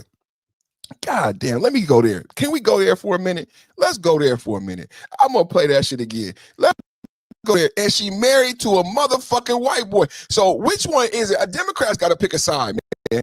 Democrats got to pick a motherfucking side, man. Which one is it, Ilhan Omar? Do you love white dick or do you love white men? What the fuck is it? Hey, yo, she married to a white man, but here she is talking about we Black people versus white people as you're married and sucking white cock every night. I don't understand. I don't get it, Omar. It can't be that bad. It can't be that bad. It can't be that bad.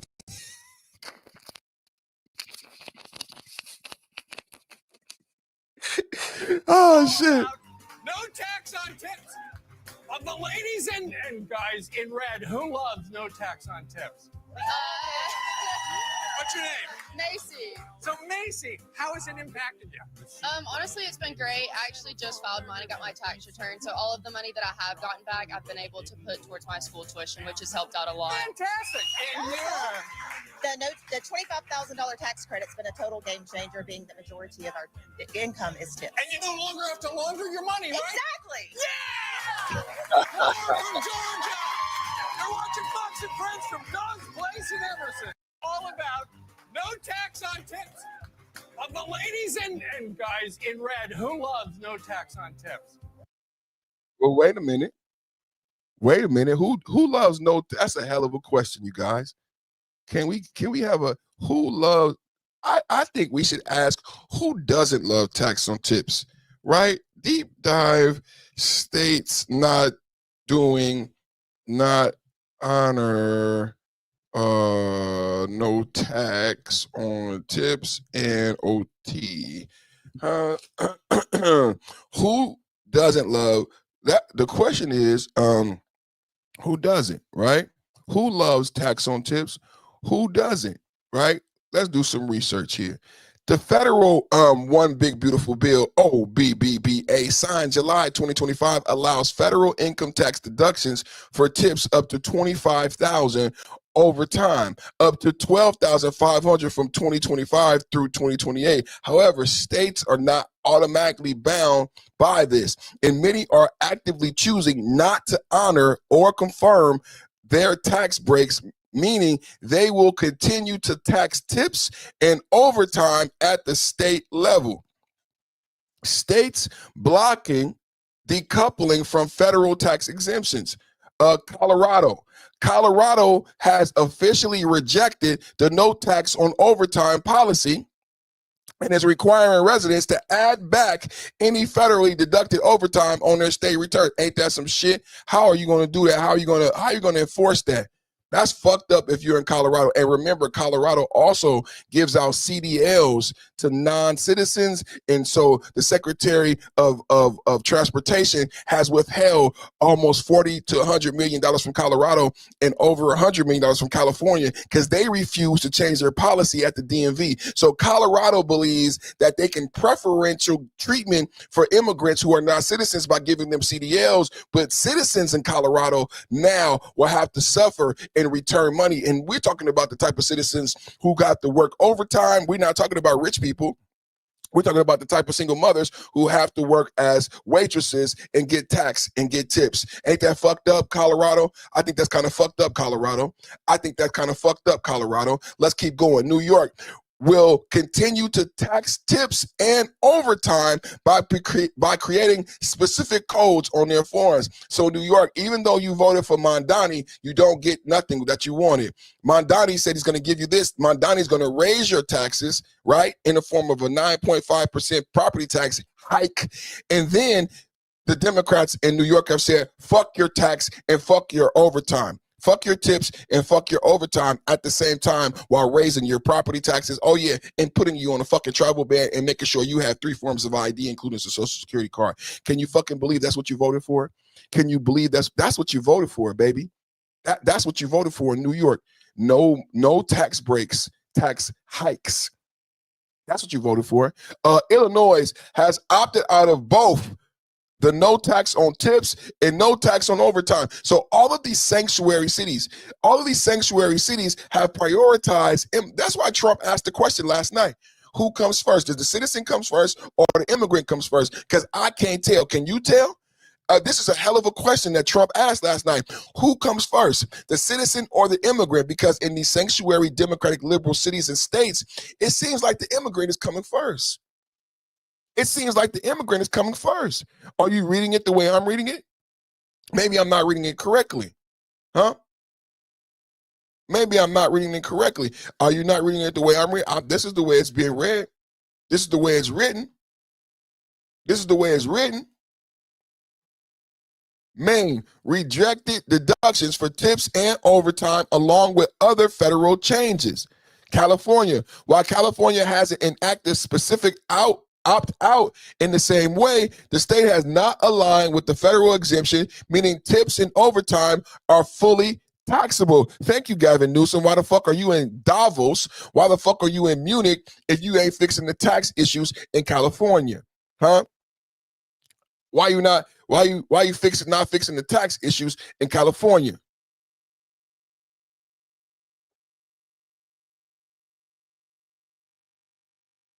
Double tap, hit the like button, you guys.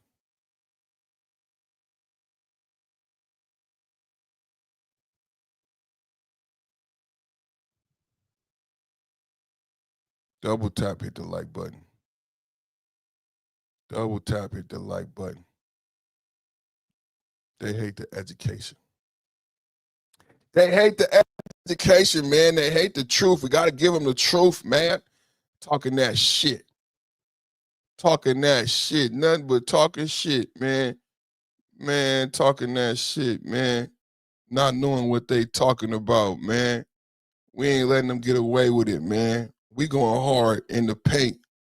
We going hard in the paint. Y'all going hard with me in the paint? Let's go hard, man. We going hard in the paint. I mean, isn't it just a sad moment for our country when a member of Congress has to remind the president of the United States that Black people are I mean, just is she Somalian or Mexican? Think about that. Al was escorted because he refused to sit down. And I stand with Al. I think it is an important moment in our nation's history that we have to take stands like that. We have to remind a sitting president that we Black people are not apes. And there's a lot of us, of course. I mean, isn't it just a sad? I think it's sad.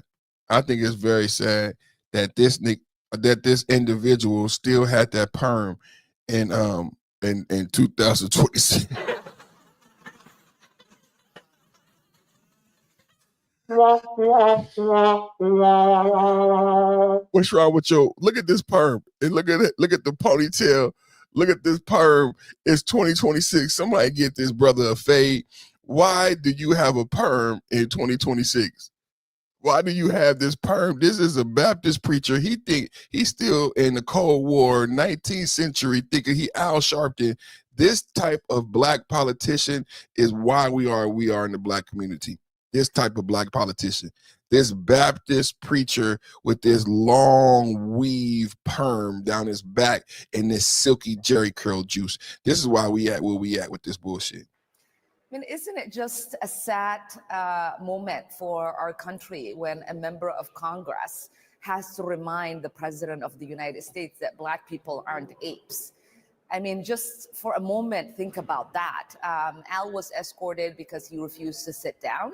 And I stand with Al. I think it is an important moment in our nation's history that we have to take stands like that. We have to remind a sitting president that we Black people are not apes. And there's a lot of us, of course. I mean, isn't it just a sad moment for our country when a member of Congress has to remind the President of the United States?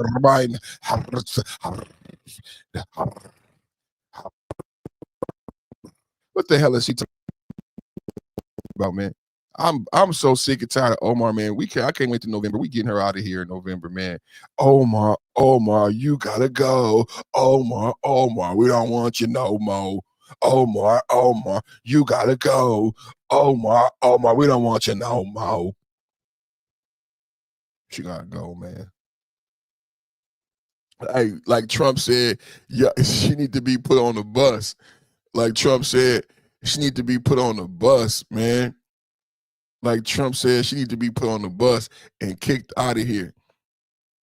Now remember, this is the moment where the Democrats lost 2026 and 2028. Because what Trump was doing is he was giving, condolences to this woman who lost a child. You have the Lincoln Riley Act just the other day. We got the angel families. And so Trump is saying condolences to this woman for losing her life. Everybody remembers this. This gentleman should have not been free. He had been released multiple times by Democratic liberal judges. Over and over, this mentally ill person had been released because of the liberal logic that we've heard today. The liberal logic that says that this person should have been free to walk the streets to hurt somebody again. And that's what he did. He hurt somebody again. And then when Trump went to give his condolences, somehow this was not appropriate. I don't understand. I think what's not appropriate is the fact that we have to have a Lincoln Riley Act and we have to have angel families. God bless all of the angel families. God bless the memories and their loss. God bless Lincoln Riley and her mother and her family. There's both sides of the coin. Omar is focused on these individuals who were ICE.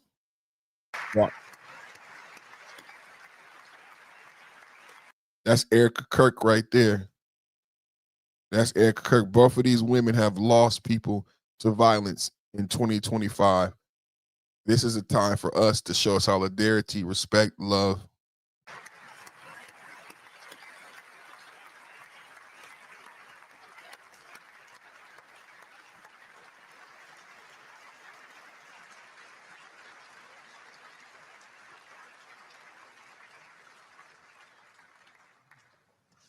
How do you not stand?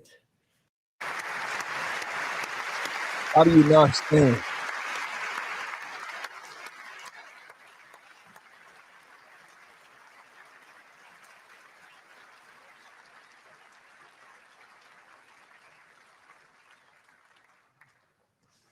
How do you not stand? How do you not stand? How do you not stand? How do you not stand? How do you not stand? Hell of a question.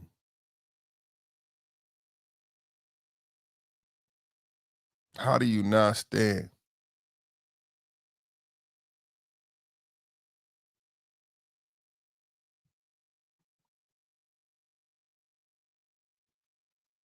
I don't know. The Democrats, man, is sick. The Democrats are sick. Let me see. So I was sharing this when I went to do the research to tell you the states. How many of you guys knew about the no tax on tips? A lot of you are doing your taxes now. I bet you a lot of you didn't know that you're some of the blue states, sanctuary states, who gave out thousands of dollars in food stamps and benefits to immigrants now say, fuck you and fuck your taxes and fuck your overtime and fuck your ain't that some shit? After Illinois, New York, and California gave out 5,000, 10,000 a month to immigrants, they're saying, fuck you, fuck your overtime, and fuck your tips. All about no tax on tips. Of the ladies and guys in red, who loves no tax on tips?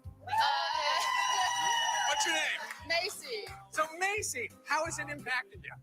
Honestly, it's been great. I actually just filed mine and got my tax return. So all of the money that I have gotten back, I've been able to put towards my school tuition, which has helped out a lot. Fantastic. And The $25,000 tax credit's been a total game changer, being the majority of our income is tips. And you no longer have to launder your money, right? Exactly. Yeah! Laura from Georgia. You're watching Fox and Friends from Don's Place in Emerson. All about no tax on tips. Of the ladies and guys in red, who loves no tax on tips? Real quick, man, let's address this shit real quick, man. Real quick. Just have a little fun real quick. Let's address some shit in the chat, man. Let's have a little fun. Somebody said, it amazes me you're talking about Green, the guy with the perm. You don't respect black man. Like, am I purple? It's not okay they call us apes. Who called us apes and who is this us? I promise you, this person is not melanated. Who is this us? I just did the research. When you talk about us, you're not talking about the Somalians, because the Somalians are not in solidarity with us. Somalians are not in solidarity with Africans. Somalians don't consider themselves black or African. So who is this us and who called this us apes? You see how quickly you shut down the bullshit? It's not hard to shut down the bullshit. Who is this us and who called us apes? There is no us. There is no us. Who is this us you talking about? It's not me and nobody from Africa. I'm not African. It's not me and the Somalians. Somalians do not have solidarity with American blacks. Somalians don't even have solidarity with Africans in the same continent. I did the research and read it to you. They consider themselves to be Cushite, Arab, Muslim. They don't consider themselves African or black. So your point is falling on deaf ears because you don't know what the fuck you're talking about. You just don't know what the fuck you're talking about.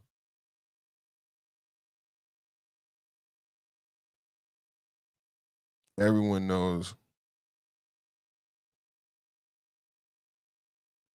You know what I'm saying? How easy was that? That was easy. We just debunk it real quick. That was easy. You know, it was easy. That was real easy.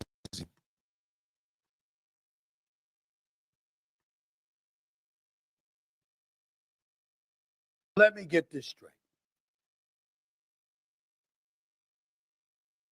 I need ID. If I'm a person in New York who wants to get anywhere from $19 to $30 an hour to shovel snow, I need 2 forms of ID.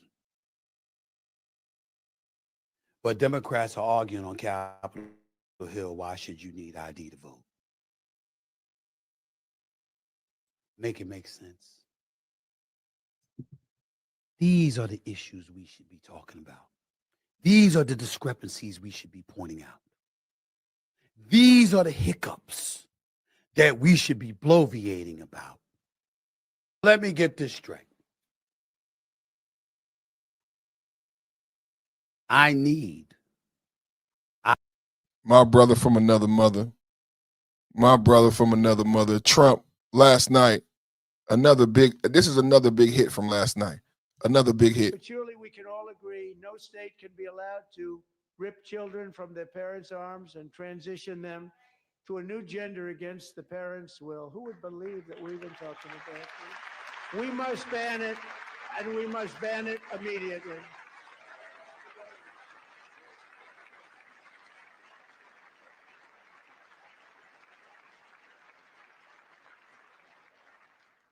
Look, nobody stands up. These people are crazy. I'm telling you, they're crazy.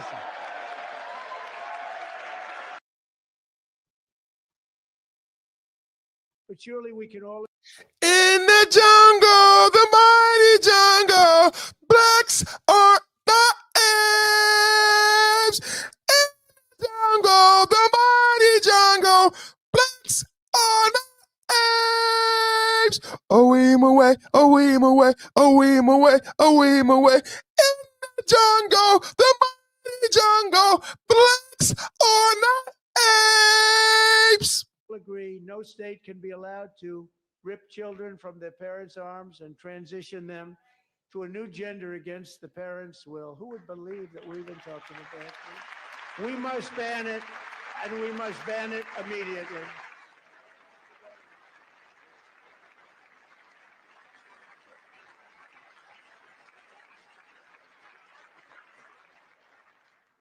Look, nobody stands up. These people are crazy. I'm telling you, they're crazy.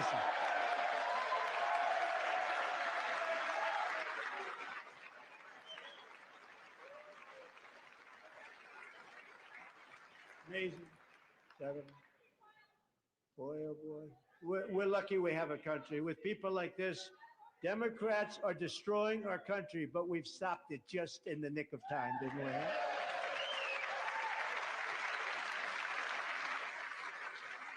You know, I talked about this yesterday, and I talked about this many times before. I talked about this yesterday, and I talked about this many times before, and I liken it to the biblical analogy of being lost in the desert for 40 years. I liken it to the biblical analogy of being lost in the desert for 40 years. I said, do you know what it was like to be a father during the time of Biden and Kamala? They told fathers that your children can go to school, have a conversation with the teacher, a liberal teacher. You know, 80% of American teachers are women who happen to be liberal Democrats. They said your child can go to public school that you pay for with your taxes. Have a private conversation. It's your child.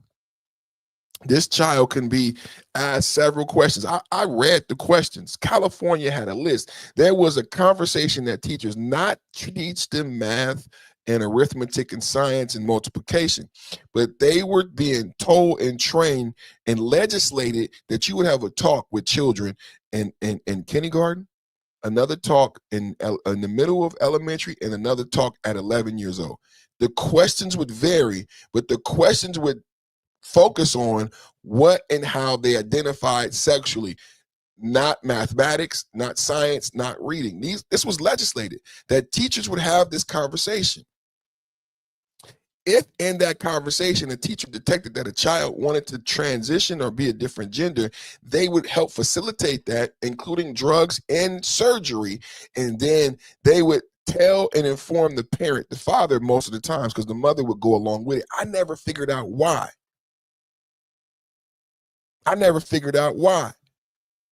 But then they would say to the father, if you don't accept the fact that this child wants to transition and cut off their private parts, we can take custody from you. You would no longer be able to see your child. And you can be put in jail if you don't call your child by the new name and the new gender.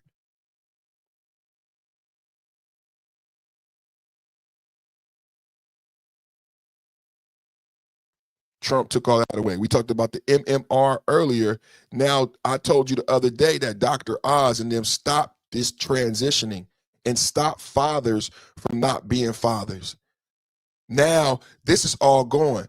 Underage 18-year-old transitioning, drugs, taking away the parent to say no to the children. All of that is gone. Trump took that all away. Title IX is gone.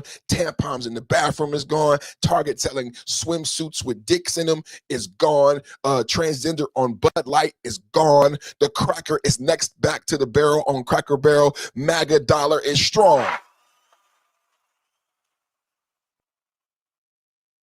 No, I thank Trump for being so brave to do it and even talking about it, because before we couldn't even talk about this shit. But surely we can all agree no state can be allowed to rip children from their parents' arms and transition them to a new gender against the parents' will. Who would believe that we've been talking? Who would believe it? I believed it. That's why I said it was like 40 years in the darkness, in the wilderness, when Biden was president, because they did not listen to the American people. But surely we can all agree no state can be allowed to rip children from their parents' arms and transition them to a new gender against the parents' will. Who would believe that we've been talking about this? We must ban it, and we must ban it immediately.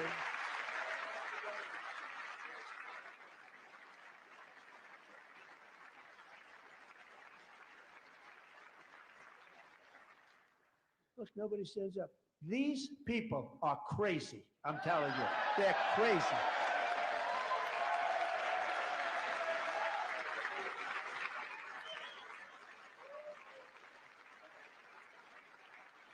Amazing. 7. Boy, oh boy. We're lucky we have a country. With people like this, Democrats are destroying our country, but we've stopped it just in the nick of time, didn't we?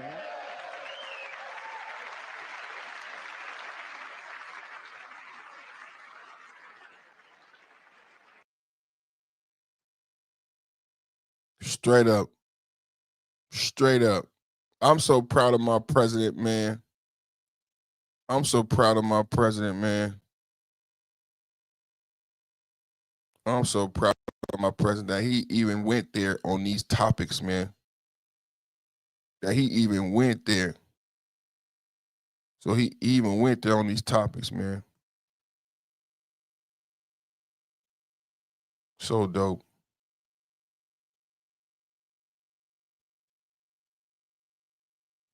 So dope. Man, I'm gonna wrap it up, y'all. I'm gonna wrap it up, y'all. I'm gonna wrap it up, y'all. This was the last one. No tax on tips. What's your name? Macy. So Macy, how has it impacted you? Honestly, it's been great. I actually just filed mine and got my tax return. So all of the money that I have gotten back, I've been able to put towards my school tuition, which has helped out a lot. Fantastic. And The $25,000 tax credit's been a total game changer, being the majority of our income is tips. you no longer have to launder your money, right? Exactly. Yeah! Laura from Georgia! You're watching Fox and Friends from Don's Place in Emerson. All about no tax on tips. Of the ladies and guys in red, who loves no tax on tips? What's your name? Macy. So Macy, how has it impacted you? Honestly, it's been great. I actually just filed mine and got my tax return. So all of the money that I have gotten back, I've been able to put towards my school tuition, which has helped out a lot. Fantastic. And The $25,000 tax credit's been a total game changer, being the majority of our income is tips. you no longer have to launder your money, right? Exactly. Yeah! Laura from Georgia! You're watching Fox and Friends from Don's Place in Emerson. All about no tax on tips. Of the ladies and guys in red, who loves no tax on tips? What's your name? Macy. So Macy, how has it impacted you? Honestly, it's been great. I actually just filed mine and got my tax return. So all of the money that I have gotten back, I've been able to put towards my school tuition, which has helped out a lot. Fantastic. And The $25,000 tax credit's been a total game changer, being the majority of our income is tips. And you no longer have to launder your money, right? Exactly. Yeah! More from Georgia. You're watching Fox and Friends from Don's Place in Emerson. All about no tax on tips of the ladies. Great show today. Great show today, man. So proud of you guys, man. Give yourselves a pat on the back. Give yourselves a pat on the back. The reason I showed that is because a lot of Democratic states are not going to honor it. Colorado, New York, Illinois, Maine, California are not honoring Trump's no tax on tips and overtime. That directly affects like majority single mother. Disproportionately, that's going to affect single mother homes that are plagued with poverty, right? I'm not being sexist, but mostly the waitresses are women. So this was Trump trying to help single parent moms. And several blue states, this is sick, several blue states, sanctuary states, who were okay with handing out food stamps, handing out $1 million hotels in New York and Chicago, handing out all type of benefits, millions and millions of dollars of benefits to immigrants. But when it comes to single moms who work as a waitress, the Democratic sanctuary cities are saying, fuck those single moms. And I don't understand why you could be mad at me, you know what I'm saying, for just being real about how Democrats really feel about you, right? Democrats are really saying all the other red states are allowing you, all the other states are allowing you. Like, did you see the video? Those women, it's $25,000. It's $25,000. That this tax break. Wouldn't that be great for a single mom? Wouldn't that be great for a single mom?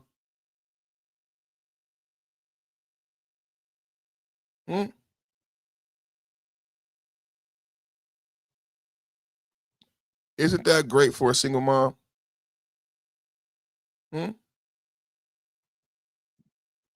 But instead, the Democrats have said Colorado has officially rejected no tax on overtime policy.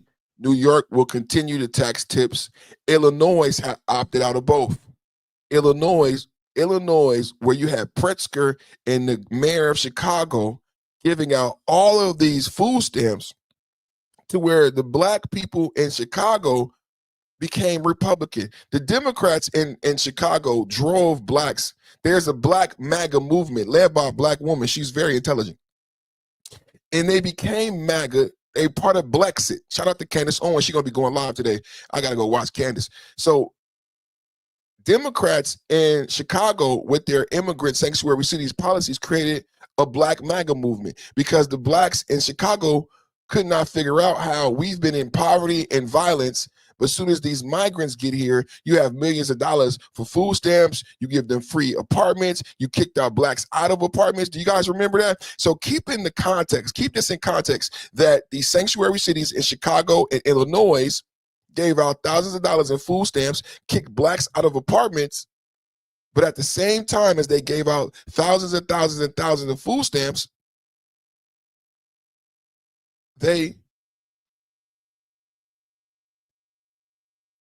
same time they give out thousands and thousands of dollars of food stamps, they want to tell moms, we're not gonna honor the Trump tax cuts. We're gonna give out food stamps to illegal aliens, but we're not gonna honor the Trump tax cuts. That's some cold shit, right? We're gonna give out millions of dollars And they didn't even have that approved by Congress. You know, they always say to Trump, you didn't give out that money approved by Congress. You didn't go to war. You didn't, Maduro, Congress. Well, the sanctuary cities are not approved by Congress. The sanctuary cities are not constitutional. The sanctuary cities are not law, but they still gave out the motherfucking money. And now they telling American moms, nah, fuck you. We ain't going to give you the no tax on tips. Nah, fuck you. We're not going to give you the overtime. Maine rejected deductions on tips and overtime. California hasn't enacted specific opt-out in the same way. The state has not aligned with federal exemption, meaning tips and overtime are fully taxable. So several sanctuary states, it's so important that you understand California, Maine, Illinois, and New York will not be honoring the no tax on tips. That's why that was my last video, because I love the way she articulated the 25,000. I love the way they were happy and dancing, and she articulated the 25,000, right? A lot of people don't understand how large this tax break is, how it could really change the life. One person said they paid off their student loans. And guys, it's all about no tax on tips. Of the ladies and guys in red, who loves no tax on tips? What's your name? Macy. So Macy, how has it impacted you? Honestly, it's been great. I actually just filed mine and got my tax return. So all of the money that I have gotten back, I've been able to put towards my school tuition, which has helped out a lot. Fantastic.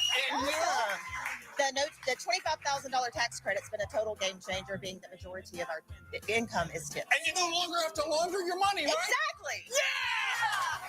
More from Georgia.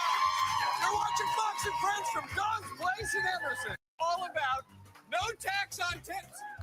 Of the ladies and guys in red, who loves no tax on tips?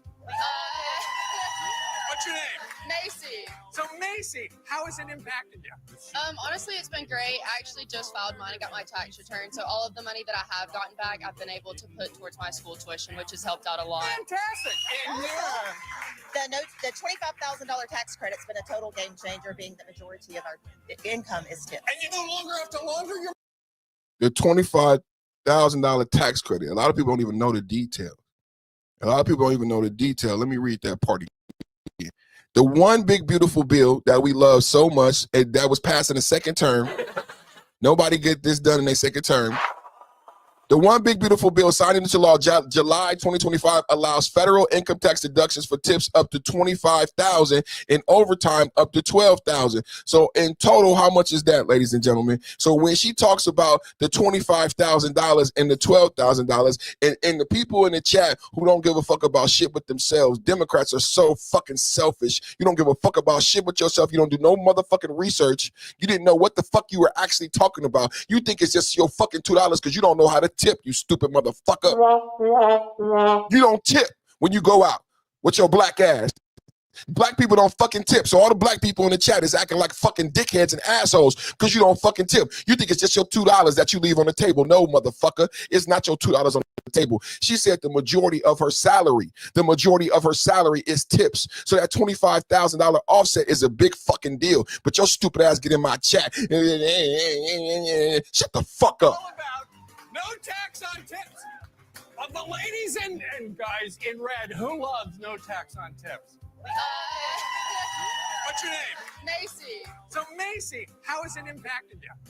Honestly, it's been great. I actually just filed mine and got my tax return. So all of the money that I have gotten back, I've been able to put towards my school tuition, which has helped out a lot. Fantastic. And That helped out a lot. And when you hear that, unless you watch my podcast, you won't know that she actually had a lot of money. 12,000, 25,000. Listen to this. The $25,000 tax credit's been a total game changer, being the majority of our income is tips. The $25,000 tax credit is a game changer, being that, so when states are saying no, this is really affecting families. Democrats always tell you about putting women first, putting children first, putting families first. And it's okay when they fuck you over because they say, oh, black and white. They fuck you over, and then they say, oh, black and white, Democrat, red and blue. But then they fuck you over. Mothers, they're fucking you over. moms who have to take care of kids on one salary, so you got to work overtime. You don't have child support. You don't have a dad in the home. You're a single mom and you have to work overtime because you only have one income. These blue states are saying, fuck you, fuck your circumstances, at the same time saying, vote for me. I'm Democrat and I'm on your side. I'm on the side of women. I'm on the side of children and families and mothers and single mothers. But when a single mother has an opportunity to increase her wealth and do better for her family, you tell her, fuck you. You tell her, fuck you. She just said the majority of my salary is tips. I'm a mom. I'm a Democrat. What the fuck is wrong with you, Democrats? This is why you lose. This is why you lose. This is why you lose. This ain't got nothing to do with red and blue and partisan. A lot of the moms who you just fucked over, they probably weren't even Republican. Hey, Democrats, a lot of the moms you just fucked over, they probably weren't even Democrat until they just learned from me that no, you live in a blue state, a sanctuary state that gave away food stamps, but you cannot get the $25,000 offset. All about no tax on tips. Of the ladies and guys in red, who loves no tax on tips? What's your name? Macy. So Macy, how has it impacted you? Honestly, it's been great. I actually just filed mine and got my tax return. So all of the money that I have gotten back, I've been able to put towards my school tuition, which has helped out a lot. Fantastic.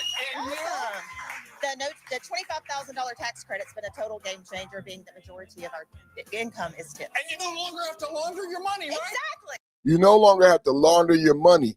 See, the $25,000, the federal One Big Beautiful Bill, signed in July 2025, allow federal income tax deductions for tips up to $25,000 and overtime up to $12,000 from 2025 through 2028. However, states are not automatically bound by this, and many are actively choosing not to honor.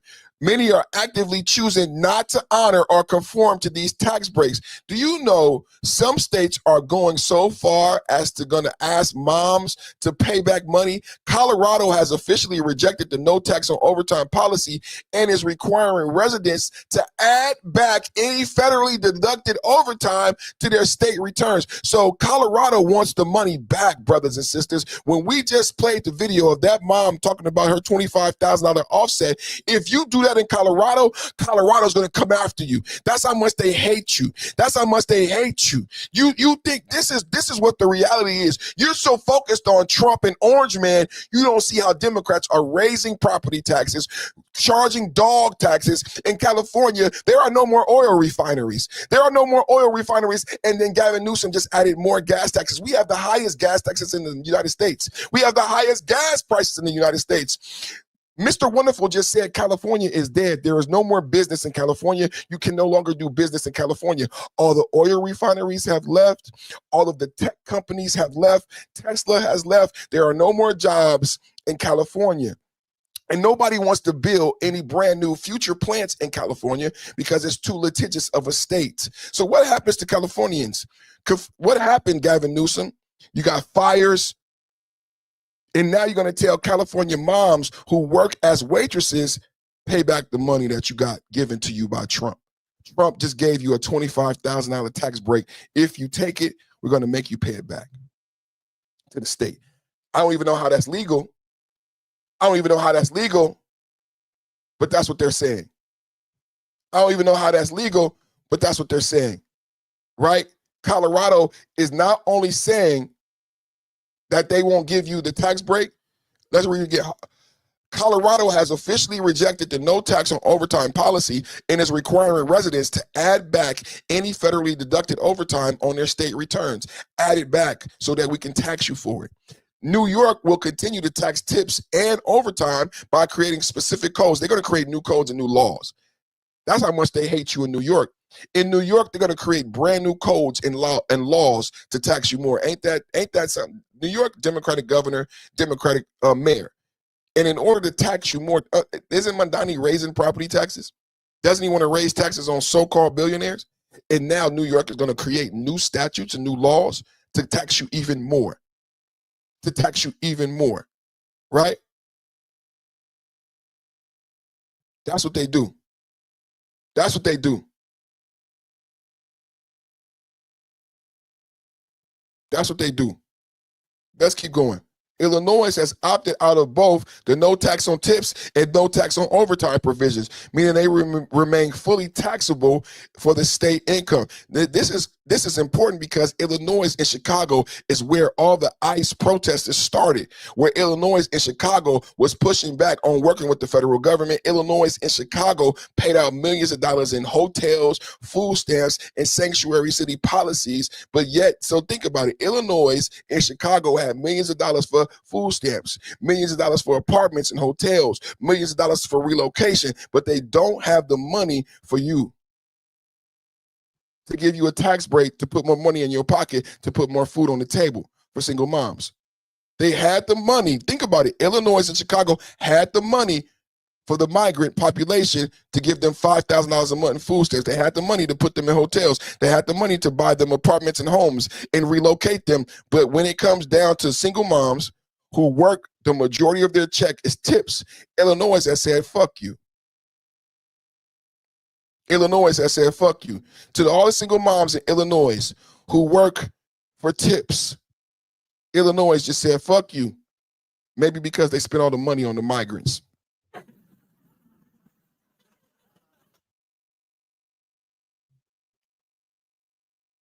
Maine rejected deductions for tips and overtime along with federal changes. California, same. Fully taxable. Fully taxable. Fully taxable. Can't make this up. Can't make this up. But go ahead, vote Democrat. Go ahead, vote Democrat and get yourself in an IRS sling. Go ahead, vote Democrat and give away all your tax breaks and benefit to immigrants who don't even live here. Go ahead and vote Democrat. I bet you didn't know it was $25,000. Because this is how it works. The Democrats yell so loud. That's how they do their politics. The Democrats yell so loud that you never are able to actually hear what is happening. That's what we call a distraction. You know, when they banging the cowbells, they yell so loud, you never fucking realize what's happening. I bet you this is the first time some of you have heard it was a $25,000 tax credit. And I bet you it's breaking some of your heart who live in these blue sanctuary states, as you've seen immigrants benefit more than you. And once again, they benefit more than you. Once again, they benefit more than you.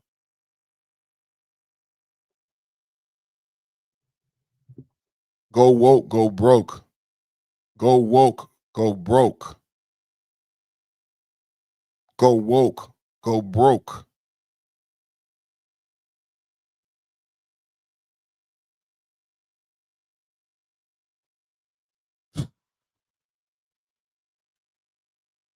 I mean, some of the shit is just cruel.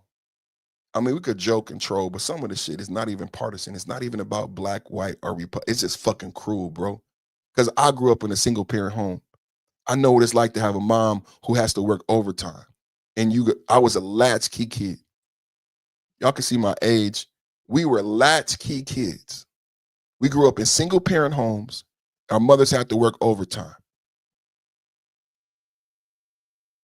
I could just imagine if my mom would have got news like this. You know how much it would have changed our dynamic as a family?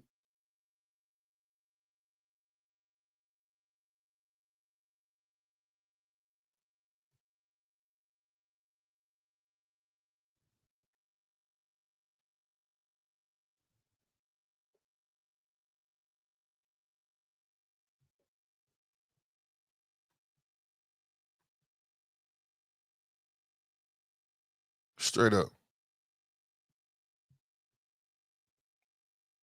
I want to say thank you and I love you. I want to say thank you and I love you to everybody who watched and hung out with us today. Yeah, my mother passed away in COVID. I miss my mom a lot. She drove the city bus. So it was a lot of opportunities for overtime because the bus in San Francisco it runs all time like New York. So she had a lot of opportunities for overtime, but then it left me and my brother in the inner city streets of San Francisco, and I found myself caught up in the street violence of the 80s crack era, and it almost destroyed my life. It took the life of my cousin and my best friends. I don't have any friends now. I was blessed. I was lucky because my mama had a job. A lot of my friends who not here right now, their mama didn't have a job. It was a big deal that my mama drove the city bus and had an opportunity to work overtime. And she worked the overtime. But that meant I was left to the streets. I was a latchkey kid. It's a trade-off. It's a trade-off.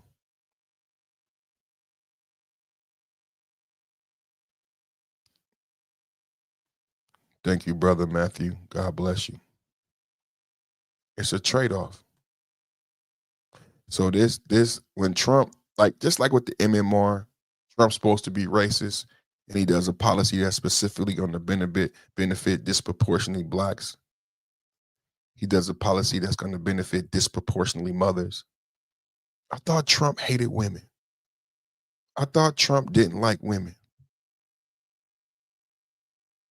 If Trump didn't like women, why would he even give a fuck about no tax on tips and overtime? Why overtime? Why overtime? It's like the Democrats forgot about the fact that women make less than men. So women make less than men, and women lead 75% of the households because we have a 75% divorce rate.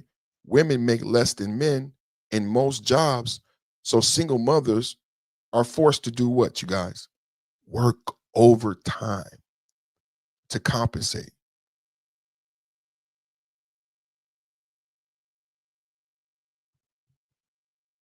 Can't afford daycare. My mama couldn't afford daycare. Yeah, overtime, but if I got to pay daycare, D, then that just defeats the purpose of, no, you gotta come home. I'm gonna give you a key. I'm gonna teach you how to cook dinner. You come home, you open the door, you and your brother, you do your homework, get some cereal. If I'm not home, I left out some meat. I'm gonna show you what to do. Take this, roast, brown it on both, put it in flour, brown it on both sides, put it in the oven with the vegetables and the potatoes, put the oven on the timer for 45 minutes. If I'm not home before it's done, you feed that to you and your brother. And that's what I did. I put the roast in flour. I browned it on both sides. I put it in the crock pot with the onions and the potatoes she left out.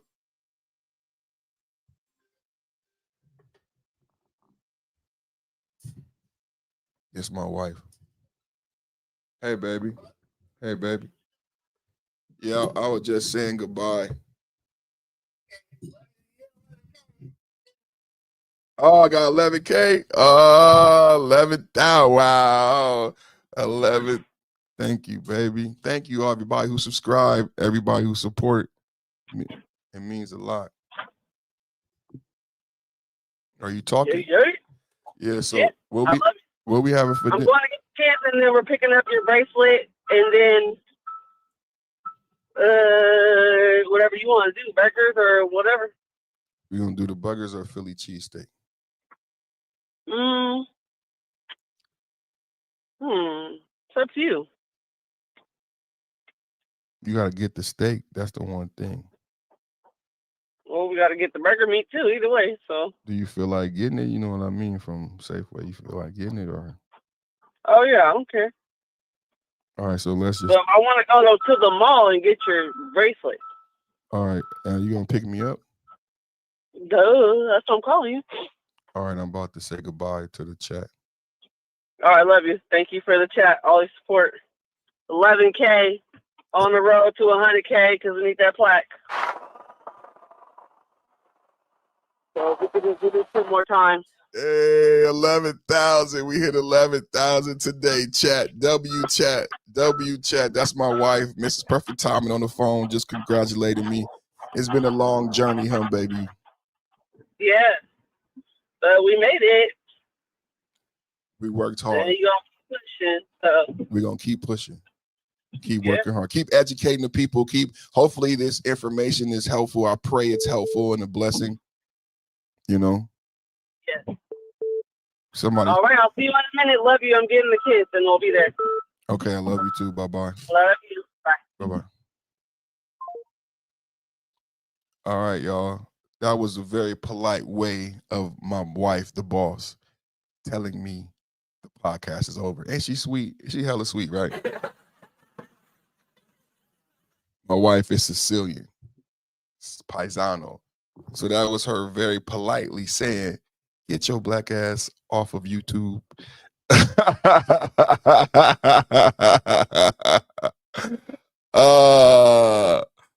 Oh, man.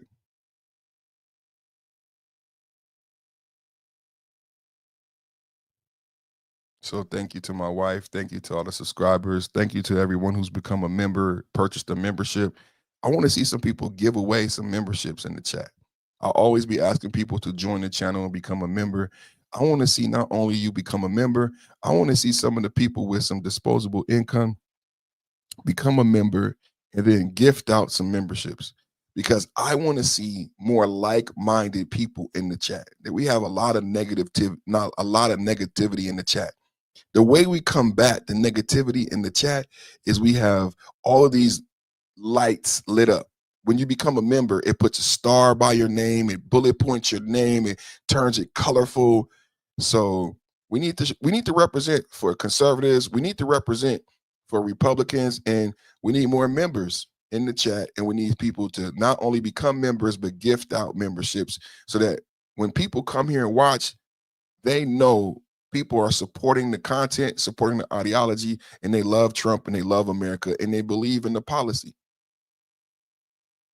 I want to say thank you again. I love you. Thank you, Lena.